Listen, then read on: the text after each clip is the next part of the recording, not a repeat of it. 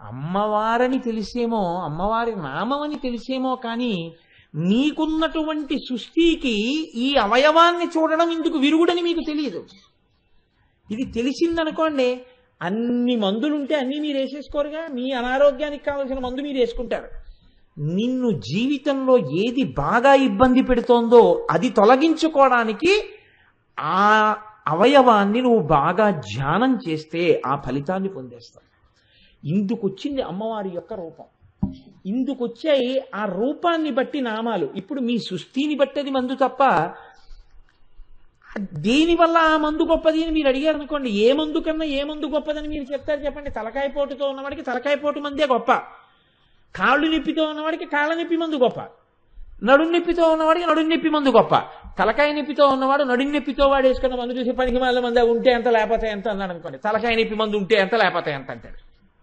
వాడి మందుని వీడు, వీడి మందుని వాడు తిట్టుకుంటే ప్రయోజనమా? ఎవడికి కావలసిన మందు వాడిని ఉద్ధరిస్తుంది. అమ్మవారి శరీరం కూడా అంతే. మీకు ఏ ఇబ్బంది ఉందో ఆ ఇబ్బందిని తొలగించడానికి ఆ ప్రత్యేకమైనటువంటి అవయవ దర్శనం మిమ్మల్ని కాపాడుతుంది. ఇందులో ఒక్కొక్కరికి ఒక్కొక్క సమస్య వ్యక్తిగత స్థాయిలో ఉండొచ్చు, కొంతమందికి ఉండొచ్చు. అందరికీ ఉండే సమస్యలు కొన్ని ఉంటాయి. భయము. ఈ భయము అన్నది సాధారణంగా ఏ ఒక్కరికో ఉండేది కాదు, సమస్త మానవాళికి ఉంటుంది. ఇన్ని చెప్పారు కదా కోటేశ్వరారు, మీరు మీకెప్పుడూ భయం లేకుండా ఉంటుందా అని అడిగారు అనుకోండి, ఇలా ఎవరన్నా అడుగుతారేమో అన్న భయం నాకుంది.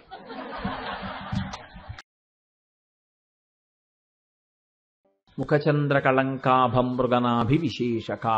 ఈ నామం గురించి నిన్నటి రోజున మీతో కొంత ప్రస్తావన చేసి ఉన్నాను. వదన స్మరమాంగల్య గృహతోరణ చిల్లిక తర్వాతి నామం పేరు. ఇది లలితా సహస్రనామ స్తోత్రంలో ప్రతి నామము పరమ పవిత్రమే. ఒక నామం కన్నా ఒక నామం గొప్ప అని చెప్పడానికి అలా అవకాశం ఏమి ఉండదు. ఎందుచేత అంటే, ఒక అమృత భాండం ఉంటే మీరు ఆ అమృత భాండంలో ఎటువైపు నుంచి ఒక చుక్క తీసినా అది అమృతపు చుక్కే అవుతుంది తప్ప, అంతా అమృత భాండమే అయినప్పుడు అందులో ఒక చుక్క కన్నా గొప్పదయ్యే అవకాశం ఎప్పుడూ ఉండదు. అంతా ఒక్కగానే ఉంటుంది. అందుచేతనే లలితా సహస్రనామ స్తోత్రంలో అన్ని నామాలు గొప్పవే, కానీ కొన్ని నామాలు మీ జీవితాన్ని అనుసంధానం చేసుకుని ఏవి మన జీవితంలో ప్రధానమైనటువంటి సమస్యలుగా వెంబడిస్తుంటాయో వాటిని తొలగతోసుకోవడానికి అనుసంధానం చేసుకునేటటువంటి ప్రక్రియ యందు వీటిని మనం ఎక్కువ అనుసంధానం చేసుకోవలసి ఉంటుంది అన్న కోణంలో మీరు దాని యందు ఎక్కువ మగ్నత ప్రదర్శించవలసి ఉంటుంది తప్ప ఏ నామము కన్నా ఏ నామము గొప్పది కాదు, ఒక నామం కన్నా ఒక నామం తక్కువ కాదు. మీరు చూడండి, ఒక సమస్య అని ఒకటి ఉంటుంది. ఆ సమస్య అనేటటువంటిది మీకు జీవితంలో ఒక్కసారి తటస్థించవచ్చు, 2 సార్లు తటస్థించవచ్చు. నేను మీకు ఒక ఉదాహరణ చెప్తాను. ఒక మంచి భార్య కోసం అన్వేషణ అనేటటువంటిది ఎంతవరకు ఉంటుంది అంటే పెళ్ళయ్యే వరకు ఉండొచ్చు. అది కూడా పుట్టినప్పటి నుంచి ఏం ఉండదు, పెళ్లి చూపులు మొదలెట్టినప్పటి నుంచి ఉంటుందేమో. అది ఎప్పుడు తీరిపోతుంది అంటే పెళ్ళైపోగానే తీరిపోతుంది. ఇంకా వీడు మంచిది అనుకుని తెచ్చుకున్నా, లేకపోతే ఇంకోలా తెచ్చుకున్నా, ఆ తెచ్చుకున్న భార్య మంచిది అని వాడి జీవితాంతం సర్దుకోవడమే, ఇంకో అవకాశమే ఉండదు దానికి. Marry in Heist and repent at leisure అని అందుకే సామెత వచ్చింది. కాబట్టి ఆ సమస్య అక్కడతో అయిపోయింది అంతే తప్ప అది జీవితాంతం వెంబడించే సమస్య కాదు. పెళ్లి చేసుకుందాం అనే సమస్య ఉండదు.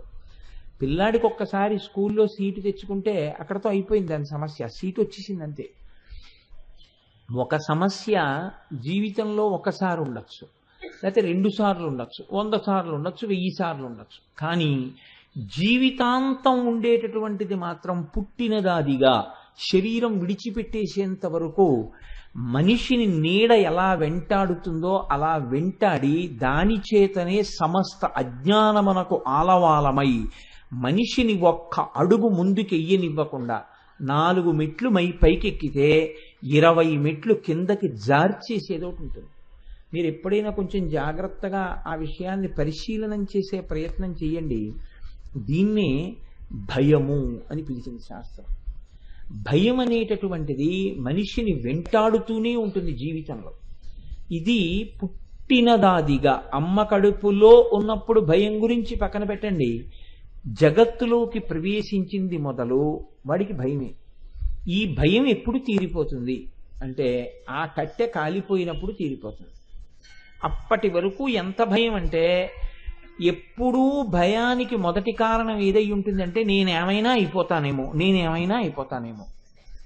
పోనీ నేనేమైనా అయిపోతానేమో అని బెంగ పెట్టుకున్న వాళ్ళందరూ ఉండిపోయారా? ఉండిపోయిన వాళ్ళు లేరు. నాకేమీ అవదు అనుకున్నవాడు ఉండిపోయాడా? ఉండిపోయిన వాడు లేడు. నువ్వు వెళ్ళిపోవడం అన్నది ఒకసారి నిజమైపోయిన తర్వాత ఇంక నీకు ఆ శరీరంతో సంబంధం లేదు. నీకు ఆ శరీరంతో సంబంధం ఉన్న ఏ వస్తువుతోటి సంబంధం లేదు. నువ్వు ఎంత భయపడినా శరీరం ఉండదు. నువ్వు ఎంత భయం లేకుండా ఉన్నా శరీరం ఉండదు. కానీ చూడండి, ఎంత వినండి, ఎన్ని చదవండి, మనిషిని వెంబడించి వెంటపడేది ఏది అంటే ఆ భయం అన్నమాటే. ఈ భయం ప్రధానంగా ఎందుకు వస్తుంది అని అడిగారు. 2 కారణాలు ఉన్నాయి. ఈ 2 కారణాల చేత మనిషిని భయం వెంటాడుతుంది అన్నారు. మొదటి కారణం ఎందుకు వస్తుంది అంటే ఉన్నది ఉండకుండా జారిపోతుందేమో. ఇది భయానికి మొదటి కారణం. ఇది ఎక్కడి నుంచి మొదలంటే దీనితో మొదలు. నేననగా ఎవరు? ఇది.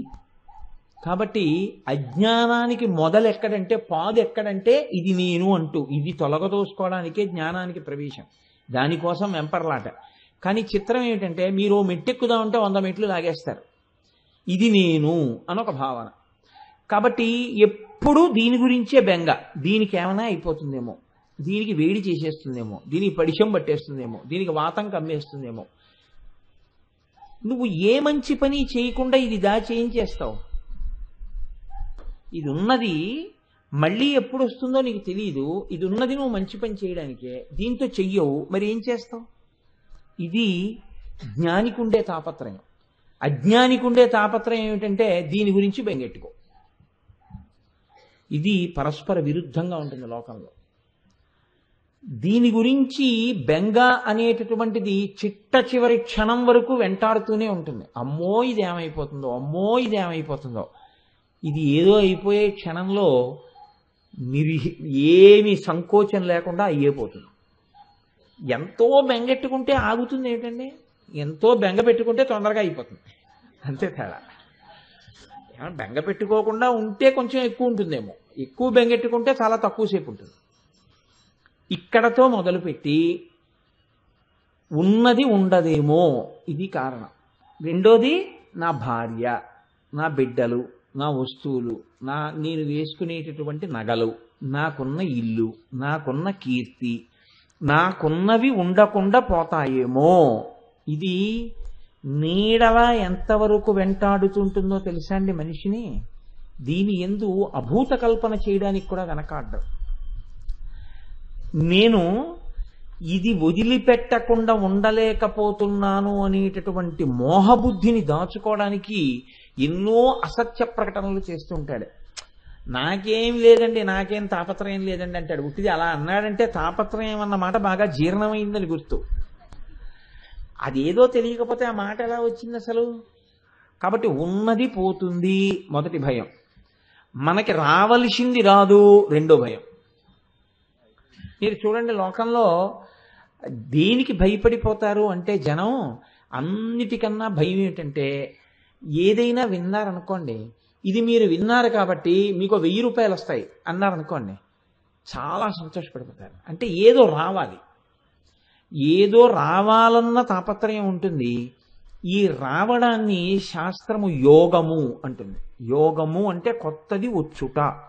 కోటేశ్వరరావు గారికి వాహన యోగం వచ్చిందండి అన్నారు అనుకోండి, అంటే నేను ఒక కారు కొనుక్కున్నాను అని గుర్తు. కోటేశ్వరరావు గారికి ఏదో గృహయోగం వచ్చిందండి అన్నారు అనుకోండి, నేను సొంత ఇల్లు కట్టుకున్నాను అని గుర్తు. ఇలా యోగము అంటే ఇత పూర్వము లేనిది ఇప్పుడు వచ్చింది, ఇలా ఇప్పుడు వస్తే యోగం పట్టిందంటారు. ఉన్నది క్షేమంగా ఉందంటారు. ఇత పూర్వం ఏముంది అంటే, ఏదో నా దగ్గర 2 పుస్తకాలు ఉన్నాయి, ఆ 2 పుస్తకాలు అలాగే ఉన్నాయి, తెల్లారేటప్పటికి దొంగలు ఎత్తుకుపోలేదు, క్షేమం. ఉన్నది ఉంటే క్షేమం, కొత్తది వస్తే యోగం. మనిషి భయం దేనికంటే ఉన్నది పోతుందని, క్షేమంగా ఉండదేమోనని, రావలసింది రాదేమోనని, ఈ రెండింటికి భయపడుతూ ఉంటాడు. ఇప్పుడు మీరు ఈ విషయంలో మీ ఎవరికైనా నాతో అభిప్రాయ భేదం ఉందా? భయానికి ఈ 2 కారణాలు కావు అని ఏమైనా ఉందా? ఉండదు. ఈ రెండే కారణం. ఈ రెండు కారణమైతే ఈ రెండిటి యందు మీ ప్రమేయము ఎందుకు లేకుండా ఈశ్వర ప్రమేయాన్ని ఈశ్వరుడు తీసుకొచ్చి అక్కడ పెట్టాడు. చూడండి, దీన్ని నేను ఉంచుకోగలను అని ధైర్యంగా చెప్పగలిగిన మొనగాడుంటే 1,000,000 మంది వైద్యులు కూడి వచ్చిన కాని మరణమయ్యడి వ్యాధి మాంపలేరు. ముందు 5 అంబులెన్సులు, వెనక 5 అంబులెన్సులు, ఆయన గ్రూపు బ్లడ్తో ఉన్నటువంటి సీసాలు, శరీరంలో ఉన్న ప్రతి అవయవం మీద భారతదేశంలో ఎంత పెద్ద స్పెషలిస్టులు ఉన్నారో అంతమంది స్పెషలిస్టులతో కూడినటువంటి టీమ్ ఆఫ్ డాక్టర్స్, ఆయనకి 1 కిలోమీటర్ ముందు 1 కిలోమీటర్ వెనకాతల ప్రత్యేకమైనటువంటి రక్షణ, ఆయన ఉన్న చోట విమానాలు ఎగరకుండా గగనతలాన్నంతటికి రక్షణ. ఇన్ని చేస్తే ఆయన ఉన్నాడా? ఆయన పేరు పక్కకి కీషేరు 2 అక్షరాలు వస్తాయి, కీర్తిశేషుడు అని. అంటే మరి మీ ప్రయత్నం అంతా ఏమైంది? ఖచ్చితంగా వమ్మైంది. ఎప్పుడు? ఈశ్వరుడి ఆజ్ఞ ముందది నిలబడలేదు. ఈశ్వరుడి ఆజ్ఞ ఎంతవరకు కాలేదో అంతవరకు నాది నాది అంటుంటాడు, నా గొప్ప నా గొప్ప అంటుంటాడు. ఉట్టిది ఈశ్వరానుగ్రహం ఉంది కాబట్టి ఉంటూ ఉంటాడు. ఎప్పుడు ఈశ్వరానుగ్రహం ఇది ఉండకపోతే ఈశ్వరానుగ్రహం పోయినట్టేం కాదు, అనుగ్రహంతో విడిపోయిన వాళ్ళు ఉంటారు. కాబట్టి ఈశ్వరానుగ్రహం లభించకపోతే ఇది నేను అనుకుని పడిపోతాడు. అప్పుడు అజ్ఞానం వల్ల మళ్ళీ కింద కడతాడు. అలాగే నాకు రాలేదన్న ఏడుపు. ఇప్పుడు ఇందులో మీరు చూడండి, మన ప్రమేయం ఒక్కటి లేదు, ఈశ్వరుడి యొక్క నిర్ణయం ఒకటి ఉంది. ఈశ్వరుడు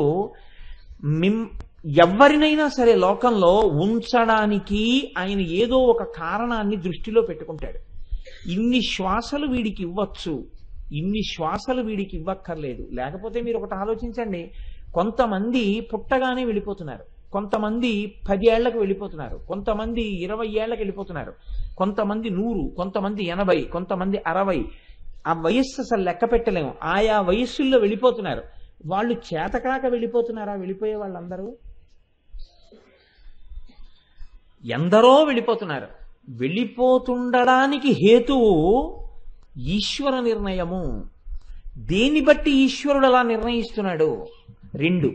ఒకడికి వస్తోంది, ఒకడికి రావట్లేదు. ఇద్దరూ ఒకలాగే ప్రయత్నం చేస్తున్నారు. ఎంసెట్కి వెళ్ళే వాళ్ళల్లో ఎవరు ఇంజనీర్ కావద్దని కానీ, మంచి కాలేజీలో సీటు రాకూడదని కానీ, నేను ఒక పనికిమాలిన కాలేజీలో చదువుకుని ఇంజనీరింగ్ అయిపోయిన తర్వాత నా అప్లికేషన్ పట్టుకుని ఊరూరా తిరిగేటటువంటి దౌర్భాగ్య జీవితమును గడిపెదనుగాక అని సంకల్పం చేసి ఎంసెట్ ఎవరు రాస్తారండి? ఎవరు రాయరు. ప్రతివాడికి ఏమిటుంటుందంటే మొట్టమొదటి ఆప్షన్ JNTU, హైదరాబాద్లో సీట్ రావాలనే పెడతాడు. కానీ అందరికీ వస్తోందా? ఒక 40 మందికి వస్తోంది. ఏమి 40 మందికి వచ్చి మిగిలిన వాళ్ళకి ఎందుకు రావట్లేదు అంటే వాడు అదృష్టం అండి అంటారు.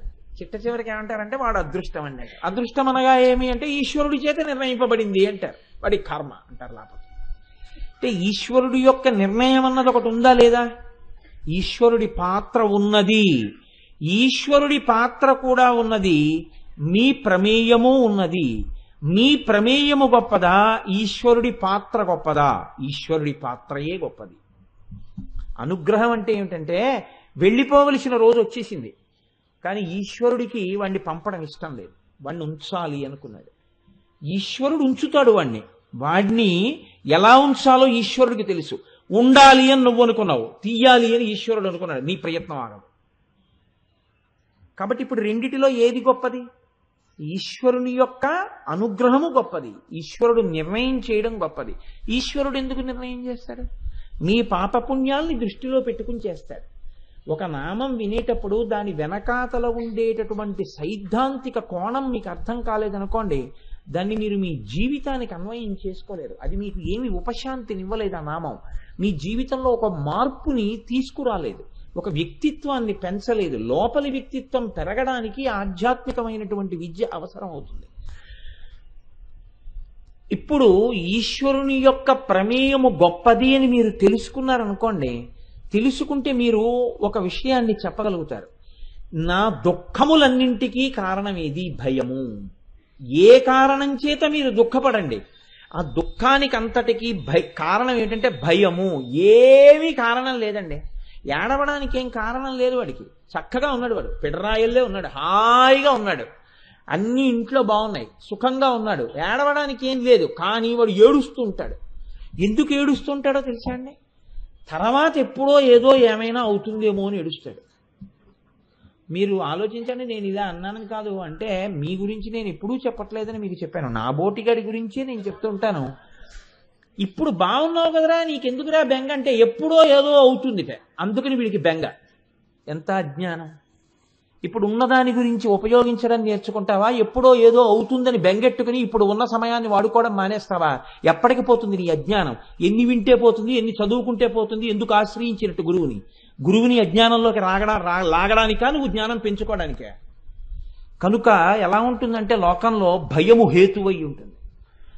మహాపురుషులైన వాళ్ళు ఏమన్నారంటే, ఎప్పుడు పోతుందిరా నీకు ఈ దిక్కుమాలిన భయం అన్నారు. Where the mind is without fear and the head is held high, where the world has not been broken up into fragments by narrow domestic walls అన్నాడు రవీంద్రనాథ్ ఠాగూర్ గీతాంజలిలో. ఎన్నడు పోతుంది ఈశ్వర ఈ భయం? భయము లేని స్థితికి నేను పైకెత్తబడెదనుగాక.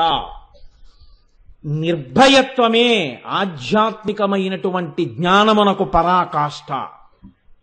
ఆ నిర్భయత్వం అలవడకుండా భయంతో జీవించినటువంటి వాడు జీవితంలో ఎదుగుదలని పొందినది లేదు. ఎదుగుదల అంటే నిర్భయత్వమే. నిర్భయత్వం అన్నది అలవడి తీరాలి. ఈ భయం పోవాలంటే ఏం చెయ్యాలి అని అడిగింది శాస్త్రం. ఈశ్వరుని యొక్క అనుగ్రహమునందు నీకు బలం పెరగాలి. భయం పోవడం అంటే నీ ఇష్టం వచ్చినట్టు ప్రవర్తించి భయం పోగొట్టుకోవడం కాదు. నేను భయాన్ని వదిలేసి మంటల్లో దూకేస్తాను అన్నారనుకోండి, అప్పుడు తప్పు మీది కాదు. నేను మంచి పని చెయ్యడానికి నాకు ఈశ్వరానుగ్రహము ఆలంబనమై నిలబడుగాక. ఈశ్వరానుగ్రహము కొరకు, ఈశ్వరుని యొక్క సేవ కొరకు నేను నిలబడినప్పుడు నాకు దుర్నిమిత్తములు దురితములు నన్ను కబళించకుండుగాక, అవి నాకు ప్రతిబంధములు కాకుండుగాక. దీనికి మీరు ఈశ్వరానుగ్రహాన్ని అడుగుతుండాలి. అప్పుడు మీ జీవితం ఏమవుతుంది? అడుగు తీసి అడుగేస్తే ఈశ్వర సేవకు ఉపయోగపడుతుంటుంది. ఈశ్వర సేవకి నాకు దురితము రాకుండా చూడు అని మీరు అడిగారనుకోండి, మీ జీవితాన్ని కూడా ఈశ్వర సేవగా మలుచుకోవడం మీకు వచ్చిందనుకోండి, ఈశ్వరుడు చాలా సంతోషిస్తాడు. సంతోషించి మీకు దురితము రాకుండా మిమ్మల్ని కాపాడతాడు.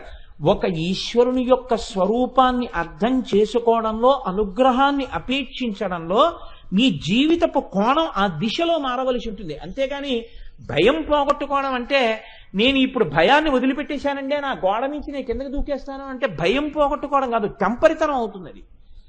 దాన్ని భయం పోగొట్టుకోవడం అందరూ. భయం పోగొట్టుకోవడం అంటే ఏమిటి అంటే, ఏది చెయ్యడానికి ఏమవుతుందో అనే బెంగ పోవాలి అంటే నా జీవితం అంతా ఈశ్వరమయంగా నడవడానికి కావలసిన సమస్తమైనటువంటి ఆలంబనములు నీవే అయి నిలబడెదవుగాక. ఇదే ప్రార్థన మీరు ఎప్పుడు చేసినా దేని కొరకు చేస్తారంటే దాని కొరకే. ఇప్పుడు అలా మీరు నడిచే శక్తి ఈశ్వరుడు ఇచ్చినప్పుడు మీరు దేనికి భయపడాలి చెప్పండి? ఈశ్వరుడు మీరు నిజాయితీగా లోపల నిలబడగలిగితే ఈశ్వరానుగ్రహం మీకు తోడై మీకు ఏది భయమునకు కారణమో దాన్ని ఈశ్వరుడు తొలగిస్తాడు. మీకు చెప్తాడు, నాన్న నువ్వు భయపడవలసిన కారణం ఒకటి ఉన్నది, ఈ కారణము విషయంలో నువ్వు జాగ్రత్త పడు. ఈశ్వరుడే చెప్తాడు ఆ రోజు వచ్చినప్పుడు. నిన్ను ఇంకా ఈశ్వర సేవలో ఉంచుకోవాలనుకుంటే అప్పుడు ఈ భయం పోవాలి. ఈ భయం పోవడం శాంతానికి హేతు అవుతుంది. ప్రశాంతంగా ఉండగలుగుతారు. ఈ ప్రశాంతత అన్నది మీరు లోపల అనుభవించలేకపోతున్నారనుకోండి, శాంతము లేక సౌఖ్యము లేదు సారసాదల లయన. ఇక్కడ శాంతం లేనప్పుడు ఎన్ని ఉన్నా దానివల్ల సౌఖ్యం ఏమి ఉండదండి. ఎన్నో ఉన్నాయి వాడికి. కానీ వాడు ఎప్పుడు భయంతోనే బతుకుతూ ఉంటాడు. ఏదో ఒక భయం. ఇప్పుడు ఏదో ఒక భయంతో బతికేవాడు తానేమి సౌఖ్యం అనుభవిస్తాడు? ఇతరులకు ఏ సౌఖ్యం ఇస్తాడు చెప్పండి? ఇవ్వలేడు. కాబట్టి ఈ భయమును తొలగించడానికి మార్గం ఏమైనా ఉందా? ఇంత సాధన మేము చెయ్యలేం కదా, ఇంత అంతఃపరిశీలనం చేయలేం కదా, మేము నమస్కారం చేస్తే మాకు ఇటువంటి ప్రచోదనాన్ని ఇవ్వగలిగినది ఏదైనా ఉందా లోకంలో? ఇందుకొచ్చింది అమ్మవారికి ఒక రూపం అంది శాస్త్రం. లేకపోతే అమ్మవారికి రూపం అన్నది ఉండదు అసలు. రూపం లేని అమ్మవారు రూపం ఎందుకు దాల్చింది అని అడిగారు. ఎందుకు దాల్చింది అంటే అవి నీ శరీరములో ఉన్నటువంటి అవయవముల వంటివి కావు. వాటికి స్థూల సూక్ష్మ కారణములని 3 స్థాయిల్లో ఉంటుంది ఆ రూపం. స్థూలమైన రూపం నామం చెప్పి మనసులో దర్శనం చేస్తే శక్తినిస్తుంది. సూక్ష్మమైన రూపం మంత్రశక్తి చేత తెలుస్తుంది. కారణ రూపం కేవలముగా ధ్యానమునందు మాత్రమే ఏకీకృతమై లభిస్తుంది. కాబట్టి ఇప్పుడు స్థూలమైన రూపం అమ్మవారిది బయటికి వస్తోంది అంటే అమ్మవారి ముఖం, అమ్మవారి కాళ్ళు, అమ్మవారి చేతులు కూడా మన ముఖం, మన కాళ్ళు, మన చేతుల్లాగే దర్శనం చెయ్యడం చేత ఏదో ఒక ఉద్విగ్నతను లోపల నుంచి ఒక రకమైనటువంటి భావ ప్రచోదనము చెయ్యడం వరకే ఉపయోగపడతాయా, లేకపోతే వాటి వల్ల ప్రయోజనం కూడా ఏమైనా ఉంటుందా అంటే మీకు నేను దీన్ని ఇంకా బాగా తేలిగ్గా చెప్పాలి అని అనుకున్నాను అనుకోండి. మీరు ఒక ఆయన్ని చూశారనుకోండి, చాలా నొక్కుల జుట్టు, చక్కగాను తెల్లటి మనిషి, ఎంతో అందంగా ఉన్నాడు. ఎంత అందమైనటువంటి ఆ శిరోజములండి, చాలా చక్కగా ఉన్నాయి ఆయన శిరోజములు అంటారు. ఇప్పుడు ఆయన యొక్క నొక్కుల జుట్టు చూసి మీరు కాసేపు లోపల ఉండేటటువంటి సంతోషం ఉద్విగ్నమై ఎంత మంచి జుట్టు అండి అనడానికి పనికొస్తుందేమో. అంతకన్నా ఆయన జుట్టును చూస్తే మీకేమొచ్చింది? ఏమీ రాదు. సరికదా, ఒక్కొక్కసారి పతనం కూడా వస్తుంది. కానీ అమ్మవారి యొక్క అవయవములను మీరు చూశారనుకోండి, అలా ఉండదు. అమ్మవారి అవయవములను మీరు చూస్తే ఒక్కొక్క అవయవము చేత ఒక్కొక్క రకమైన ఫలితము మీకు కలుగుతుంది. చూడ్డం తెలిస్తే. చూడ్డం తెలియలేదనుకోండి, మీరు యథాలాపంగా ఇలా చూసి అలా వెళ్ళిపోతే మీ మనస్సు అక్కడ నిలబడలేదు. అవి అందుకొచ్చాయి, వాటిని ఇలా చూసి నేను ఆ కారణాన్ని పొందాలి అని మీకు తెలియదు. ఇది ఎలా ఉంటుంది అంటే, పుస్తకాల షాపులో పుస్తకాల్ని అమ్మేటటువంటి వ్యక్తి ఉంటాడు. అతని దగ్గరికి మీరు వెళ్ళి, ఏమండి ఫలానా వారు లలితా సహస్రం మీద రాసినటువంటి వ్యాఖ్యానాలు మీ దగ్గర ఉన్నాయా అని అడిగారు అనుకోండి. ఉన్నాయండి అంటాడు.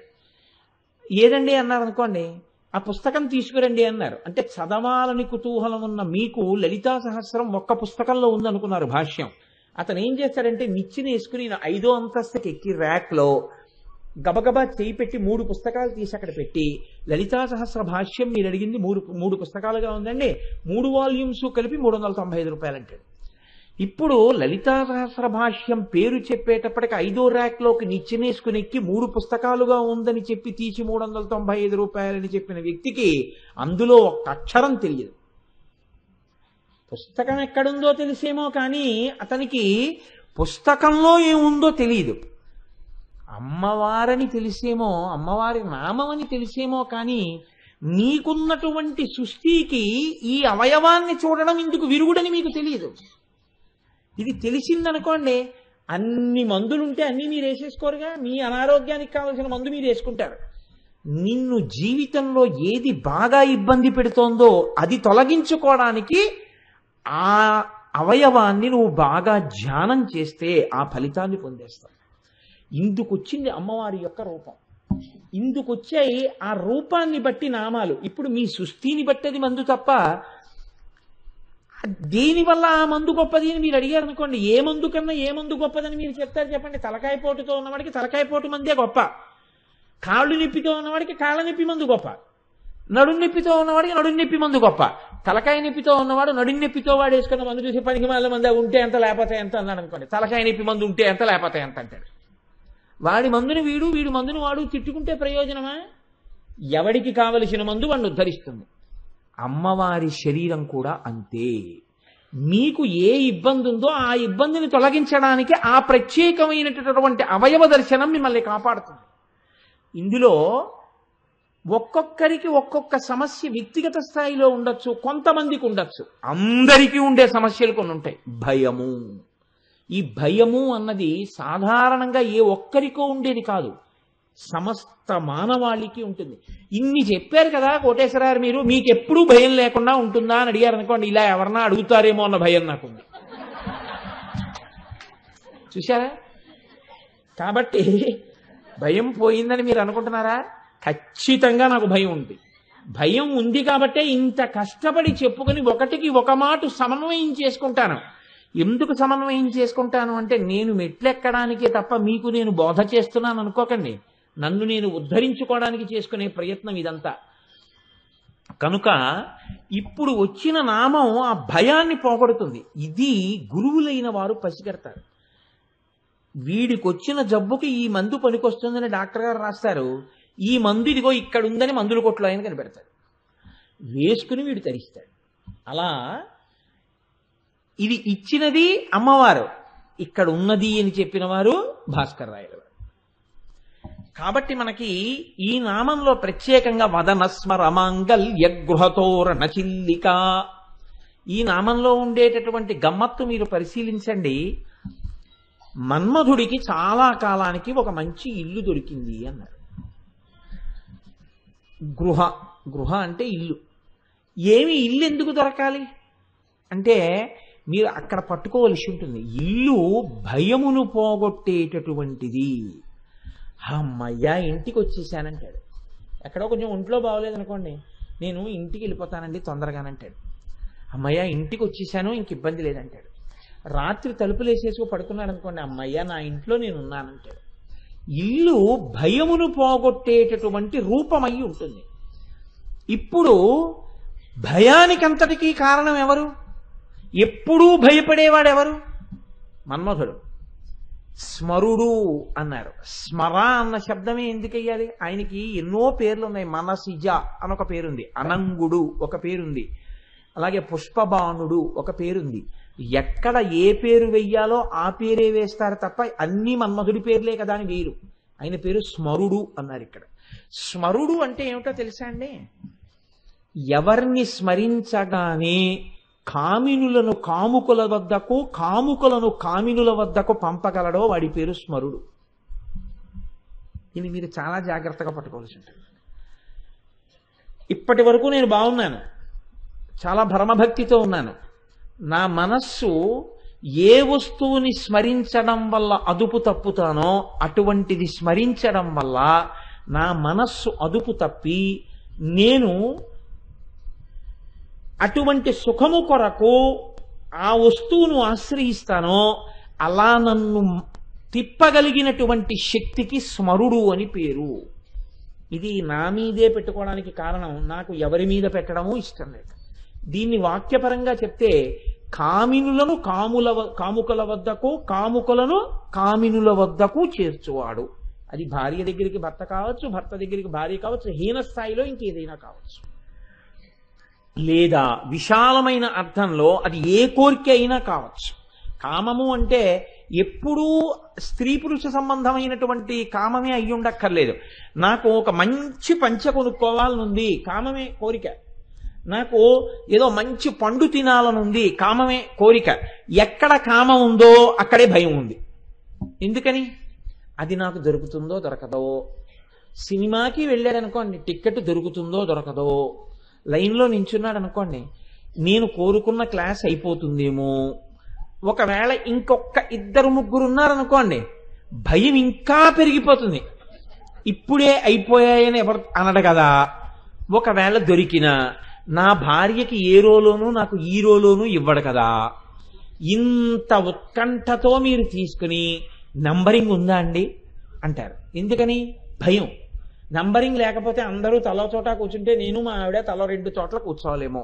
ఇది ఇద్దరు మగాళ్ళ మధ్యలో కూర్చుంటే, నేను ఎక్కడో కూర్చుంటే ఇంకా సినిమా చూడడం ఉండదు, భయం. ఆవిడ వంకే చూస్తూ కూర్చోవాలేమో. కాబట్టి నంబరింగ్ ఉందండి అన్నాడు అనుకోండి, అప్పుడు మళ్ళీ ఇంకో భయం. ఫ్యాన్ కింద వచ్చిందా, చిట్ట చివరకు వచ్చేసిందా. చిట్ట చివరికి వస్తే ఏమండి అన్నాడు అనుకోండి, గోడ పక్క దోమలు ఉంటాయండి, పక్కంతా పీకేస్తాయి. అంతెక్కడండి ఆ భయానికి? ఇంత వీడిపోని చాలా బాగుంది అనుకోని లోపలికి వెళ్ళాడు అనుకోండి, ఆ కుర్చీ ఇలా ఉంటుంది.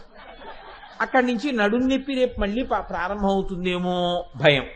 వద్దు వెళ్ళిపోదామంటే ఇన్నాళ్ళకి తీసుకొచ్చారు, నడుం నొప్పి మీకు ఇక్కడికి వచ్చినానా అంటుందేమో అని భయం. దిక్కుమాలిన భయంతోనే జీవితం. ఎప్పుడు భయమే, అది వదిలింది ఎప్పుడు. కాబట్టి ఎక్కడ కోరిక ఉన్నదో దాని నీడ భయం ఉన్నది. కోరిక లేకుండా నువ్వు ఉన్నావా? ఒక్కనాటికి లేవు.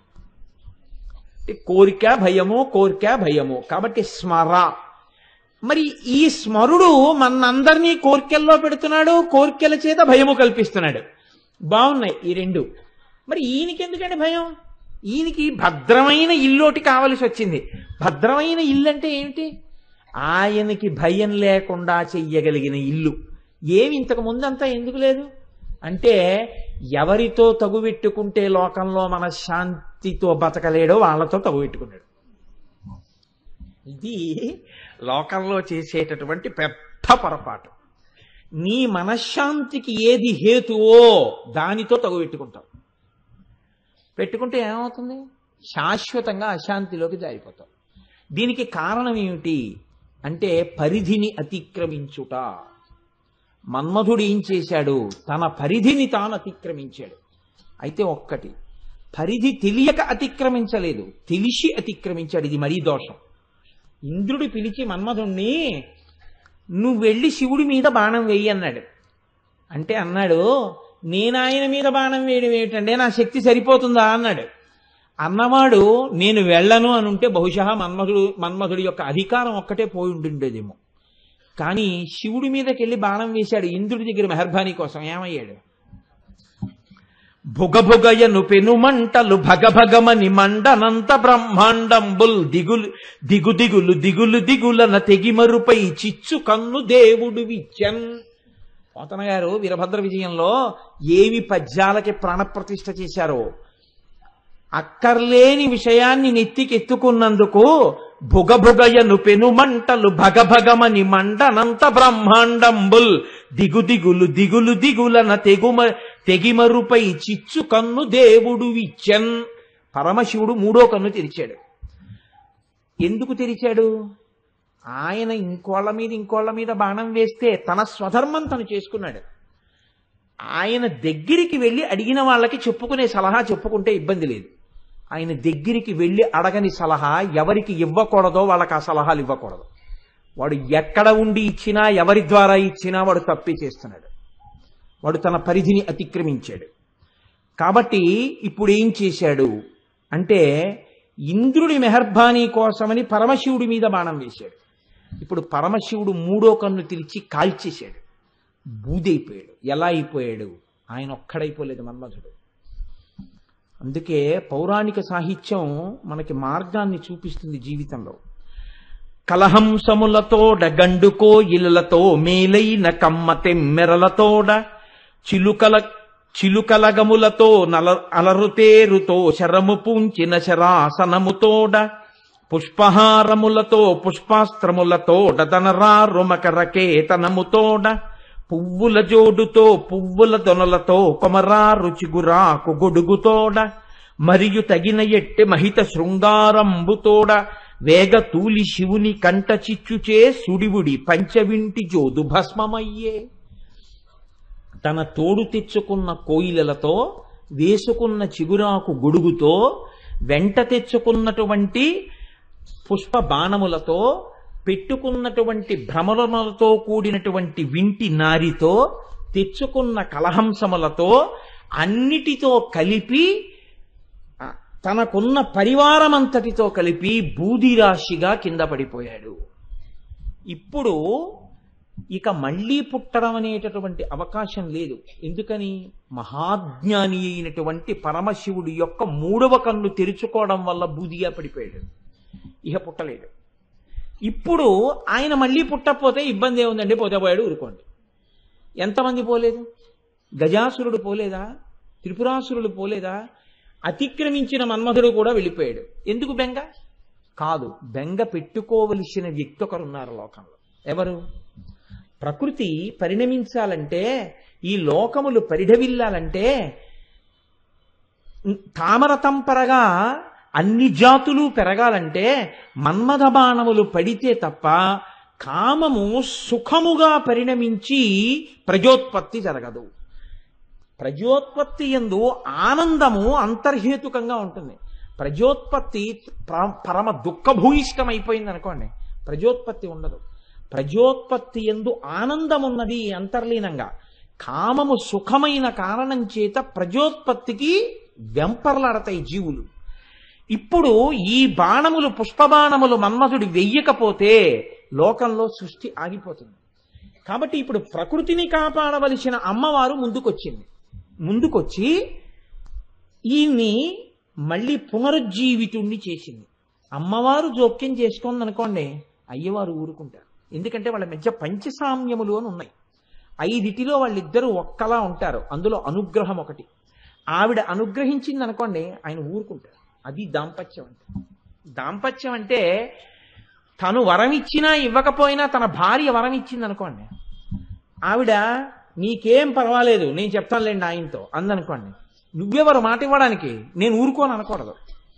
సరే అయిపోయిందేదో అయిపోయిందిలేండి, తను చెప్పింది ఊరుకోండి, ఇంకా మర్చిపోండి అనాలి అంతే. అది అనుగ్రహం అంటే. అనుగ్రహం భార్య ఇచ్చినా భర్త ఇచ్చినా వేరుగా ఉండదు, ఒకటిగా ఉంటుంది.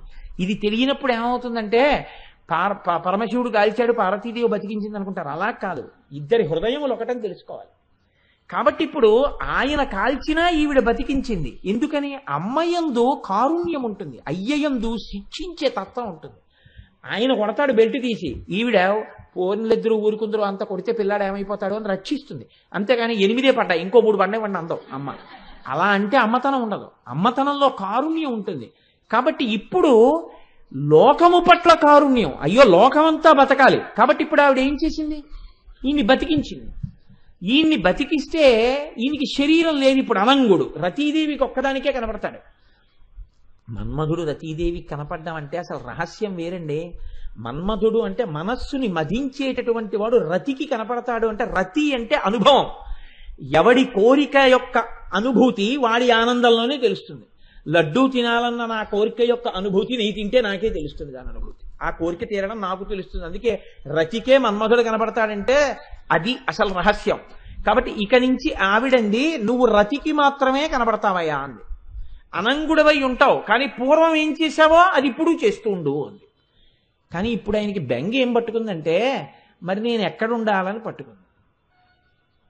ఎక్కడ ఉండాలంటే పూర్వం ఉన్నట్టే ఉండు హాయిగాను. హాయిగా ఉండడానికి ఆయన ఎక్కడ లేడు. మీరు దీన్ని కొంచెం జాగ్రత్తగా పట్టుకోవాలి. శివుడు అంటే మంగళం. మంగళం అంటే ఏమిటండి? ఊపిరితో ఉండడమే మంగళం. ఊపిరి వెళ్ళిపోయింది అనుకోండి, షీకి తలకట్టు పైకి లేస్తే శవం, శివం శవం అయిపోతుంది అంతే. కాబట్టి ఇప్పుడు అది పైకి లేచిపోకూడదు. లోపల శివం ఉంటే శోభనం, మంగళం, భద్రం, కళ్యాణం, శ్రేయస్సు. ఇప్పుడు ఆయన ఎక్కడ లేడు, అంతటా ఉన్నాడు. ఎవరి మీద వేస్తాడు బాణం? ఎవరి మీద వేస్తే అందులో శివుడు లేస్తే ఎక్కడరా నువ్వు అని మళ్ళీ ఇలా అన్నాడు అనుకోండి, అనేటప్పటికీ మళ్ళీ ఏం చేస్తాడో ఓసారి తిన్నవాడికి ఆ భయం ఉంటుంది. అందుకని ఇప్పుడు ఒక భద్రమైన గృహాన్ని ఎంచుకోవాలి. ఒకవేళ మళ్ళీ తప్పే చేసేసిన ఆయన వచ్చి ఎక్కడున్నాడు రా వీడు అనేటప్పటికీ ఆయన తనని తాను మరిచిపోయి సంతోషించాలి. అలాంటి ఇల్లు ఒకటి కావాలి ఇప్పుడు ఆయనకి. ఇప్పుడు ఆయన బాగా వెతుక్కున్నట్టు అలాంటి ఇల్లు ఏమిటని. అలాంటి ఇల్లు ఏది అంటే ఆయనకి అమ్మవారి ముఖమే ఆ ఇల్లుగా దొరికింది. ఎందుకని? కాముడు కాలిపోయిన తరువాత మహాకామేశ్వరుడికి ఆవిడ ఇల్లాలైంది. కాముడేడి ఆవిడ ఇల్లాలైనప్పుడు మన్మథబాణం వేస్తే కదండి పరమశివుడు మరి పార్వతీదేవిని భార్యగా స్వీకరించాలి. మన్మథుడు లేడుగా. లేకపోయినా భార్య కాగలిగింది అంటే పడిపోయిన మన్మథుడి విల్లు తను తీసుకుంది. ఇప్పుడు చెరుకు విల్లు తను పట్టుకుంది. చెరుకు విల్లు తను పట్టుకుంటే ఇప్పుడు మన మనస్సుని తన వైపుకి తిప్పుకుని భక్తుల్ని చేస్తుంది, పిల్లల్ని.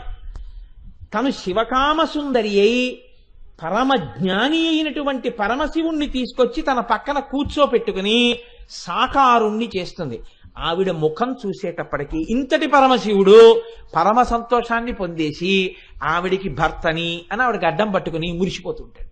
అంటే కాముణ్ణి కాల్చిన వాణ్ణి భర్తగా చేసుకోవడం అంటే మాటలా? శివుణ్ణి భర్తగా చేసుకోవడం అంటే మాటలు కాదండి లోకంలో. అది చేసింది అమ్మవారు. ఇప్పుడు ఆవిడ శివకామ సుందరి అయింది. ఇప్పుడు ఈవిడ ముఖం చూసేటప్పటికీ పరమశివుడు ఏమైపోతాడు? ఏమీ చేయలేడు, నవ్వేస్తాడు. అది వాళ్ళిద్దరి మధ్య ఉన్నటువంటి గొప్ప అనుబంధం ప్రకృతి పురుషుల మధ్య. ఆవిడ ముఖాన్ని చూస్తే మాత్రం ఎంత కోపమో పోతుంది, సంతోషాన్ని పొందేస్తాడు, ఆనందం పొందుతాడు. ఇది భార్యకి ఉండవలసిన లక్షణము. భర్తకి విశ్రాంతి స్థానం ఏది? భార్యయే. ఎంత అలిసిపోయి రానివ్వండి, భార్యని చూసేటప్పటికీ భర్త ప్రసన్నుడైపోవాలి. భార్యని చూసేటప్పటికీ చక్కటి నిద్ర పట్టేయాలి. భర్త ఆరోగ్యం అంతా ఎక్కడుంటుంది అంటే భార్య చేతిలోనే ఉంటుంది. ఎందుకంటే కామేశ్వర ప్రాణనాడి, ఆవిడికి తెలియని బలహీనత ఉండదు, ఆవిడికి తెలియని బలం ఉండదు ఆయన దగ్గర. మీరు బాగా జ్ఞాపకం పెట్టుకోండి, భార్య కన్నా న్యాయమూర్తి లోకంలో ఉండడండి. అందుకే భర్త ఇటువంటి వాడే నాకెన్ని జన్మలెత్తినా రావాలి అని భార్య అన్ననాడు వాడి జన్మ సార్థకత. ఆ మాట రానప్పుడు ఆవిడ మరీ పెంకిదైపోయి అలా అన్నంటే నేనేం చెప్పలేను, కానీ అలా అనిపించుకోవడం పురుషుడి యొక్క పరమధర్మం అయి ఉంటుంది. ఆవిడే న్యాయమూర్తి అయి ఉంటుంది వ్యక్తి జీవితానికి. ఆవిడే లోకంలో వాళ్ళు ఎన్నైనా పొగడచ్చు, వాళ్ళు పొగిడిన ఒక మాట దగ్గర ఆవిడ ఒక వికిలి నవ్వు నవ్వింది అనుకోండి, అంటే అంతకన్నా కితాబ్ ఇంకోటి లేదు. Is not fit to receive that certificate. మీకేం తెలుసు, నాకు తెలుసు దాని అర్థం. కాబట్టి అమ్మ బాబోయ్ ఆయన ఎంత భక్తి తత్పరుడండి మహానుభావుడు అన్నారనుకోండి, అందనుకోండి ఆవిడ, అంటే అర్థం ఏంటంటే మీకు అంతే తెలుసు, అసలు ఆయన డొల్లతనం నాకు తెలుసు అని. పరమ భక్తి తత్పరుడండి అన్నారనుకోండి, ఆవిడ మహానుభావుడండి నా అదృష్టం అందనుకోండి, ఇంకంతకన్నా సర్టిఫికేట్ అక్కర్లేదు ఆయన భక్తి తత్పరుడండి. చాదస్తం చంపేస్తున్నాడు ఇలాగే అందనుకోండి, అప్పుడు ఆవిడికి అర్థం కాలేదు అని. ఆయన తప్పు కాదు, ఆవిడికి అర్థం కాలేదు అని. ఇది మాటలలో శాస్త్రాలన్నీ వచ్చేస్తాయి. అందుకే ప్రాజ్ఞుడైన వాడు మాటని బట్టే నిర్ణయం చేసేస్తాడు. అందుకే పెద్దల దగ్గర మాట్లాడడం అంటే చాలా జాగ్రత్తగా ఉండు అని చెప్తుంది శాస్త్రం. కనుక ఇప్పుడు మన్మథుడికి చాలా భద్రమైన గృహం ఇది, అమ్మవారి ముఖమే, అందులో కూర్చున్నాడు వెళ్ళి. కూర్చుంటే ఇప్పుడు ఆయనకి కోరిక ఏమిటి, ఇంకోసారి అమంగళం రాకూడదు. అమంగళం ఎవరి విషయంలో ఆయనకి బెంగ, వాళ్ళ ఆవిడ గురించి కాదు, తన గురించే. ఎందుకని చేసే ఉద్యోగం అటువంటిది, రోజూ బాణాలు వెయ్యాలి. ఆ బాణం వేసేటప్పుడు మళ్ళీ ఎక్కడ మూడో కన్ను తెరుస్తాడో అని బెంగ. అందుకని తన ఇంటికి అనుకున్నట్ట, ఎప్పుడూ మా ఇంటికి తోరణం ఉండాలి. ఎప్పుడు మా ఇంటికి తోరణం ఉండాలంటే ఏంటి, మా ఇల్లు శుభంగా ఉంది, మా ఇంట్లో అమంగళం లేదు, అమంగళం లేదు కాబట్టి మా ఇంటికి ఎప్పుడు తోరణం ఉంటుంది. తోరణం ఎక్కడ కడతారండి, తోరణం లోపల గడప కట్టరు, లేకపోతే కింద గడప కట్టరు, పక్క గడపలకి కట్టరు, పైన ఉన్నటువంటి కమ్మికి కడతారు. అందుకే ఆ కమ్మికి ఒక్కదానికే ఇంటి మొత్తం మీద ఒక పేరుంది. ఆ కమ్మిని లక్ష్మీ కమ్మె అని పిలుస్తారు. ఆ కమ్మి పుచ్చిపోయినా, ఆ కమ్మిని కన్నాలు పడిపోయి దాన్ని తొందరగా బాగు చేయించకపోయినా ఇంటి యజమానికి అరిష్టం. అందుకే తోరణం దేనికి అంటే పైన ఉన్న లక్ష్మీ కమ్మికి. ఇంట్లో పెళ్ళవుతోంది, లక్ష్మీ కమ్మికి మంగళతోరణం ఉంటుంది. ఇంట్లో ఉన్నవాడు ఎప్పుడూ సంతోషంగా ఉంటున్నాడు, లక్ష్మీ కమ్మికి ఏదో ఒక అలంకారం ఉంటుంది. అలంకారం లేని లక్ష్మీ కమ్మి ఇంటికి ఉంటే లోపల ఉన్నవాడు సుఖంగా ఉన్నాడని నిర్ణయము కాదు. అందుకే ఇంటి ముందున్న లక్ష్మీ కమ్మికి పూలదండో, తోరణమో, భగవన్మూర్తో, లేకపోతే దాని మీద ఏదో ఒక ఈశ్వర మూర్తో ఏదో ఒకటి ఉండాలి. అంతకన్నా తోరణం ఇంకోటి ఏముంటుంది.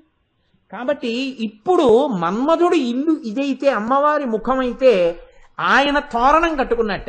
ఏమిటా తోరణం, అమ్మవారి కనుబొమలే తోరణము. అమ్మవారి కనుబొమలు అమ్మవారి యొక్క ముఖమునందు ఎంత శాశ్వతత్వంతో ఉంటాయో, ఆడదాని కనుబొమలు పరమ మంగళప్రద స్థానములు. పురుషుడివైనా సరే. అందుకే కనుబొమలు తీయడం మహానేరం, గుర్తుపట్టలేరు మీరు మనిషిని అసలు. కాబట్టి ఇప్పుడు అమ్మవారి యొక్క కనుబొమలు మన్మధుడి యొక్క ఇంటికి మంగళతోరణములు. కాబట్టి ఇప్పుడు మళ్ళీ మన్మధుడికి ఇంకా అమంగళం ఉందా, ఇక లేదు. ఎందుకు లేదు, ఆ మంగళతోరణానికి ఉన్న శక్తి.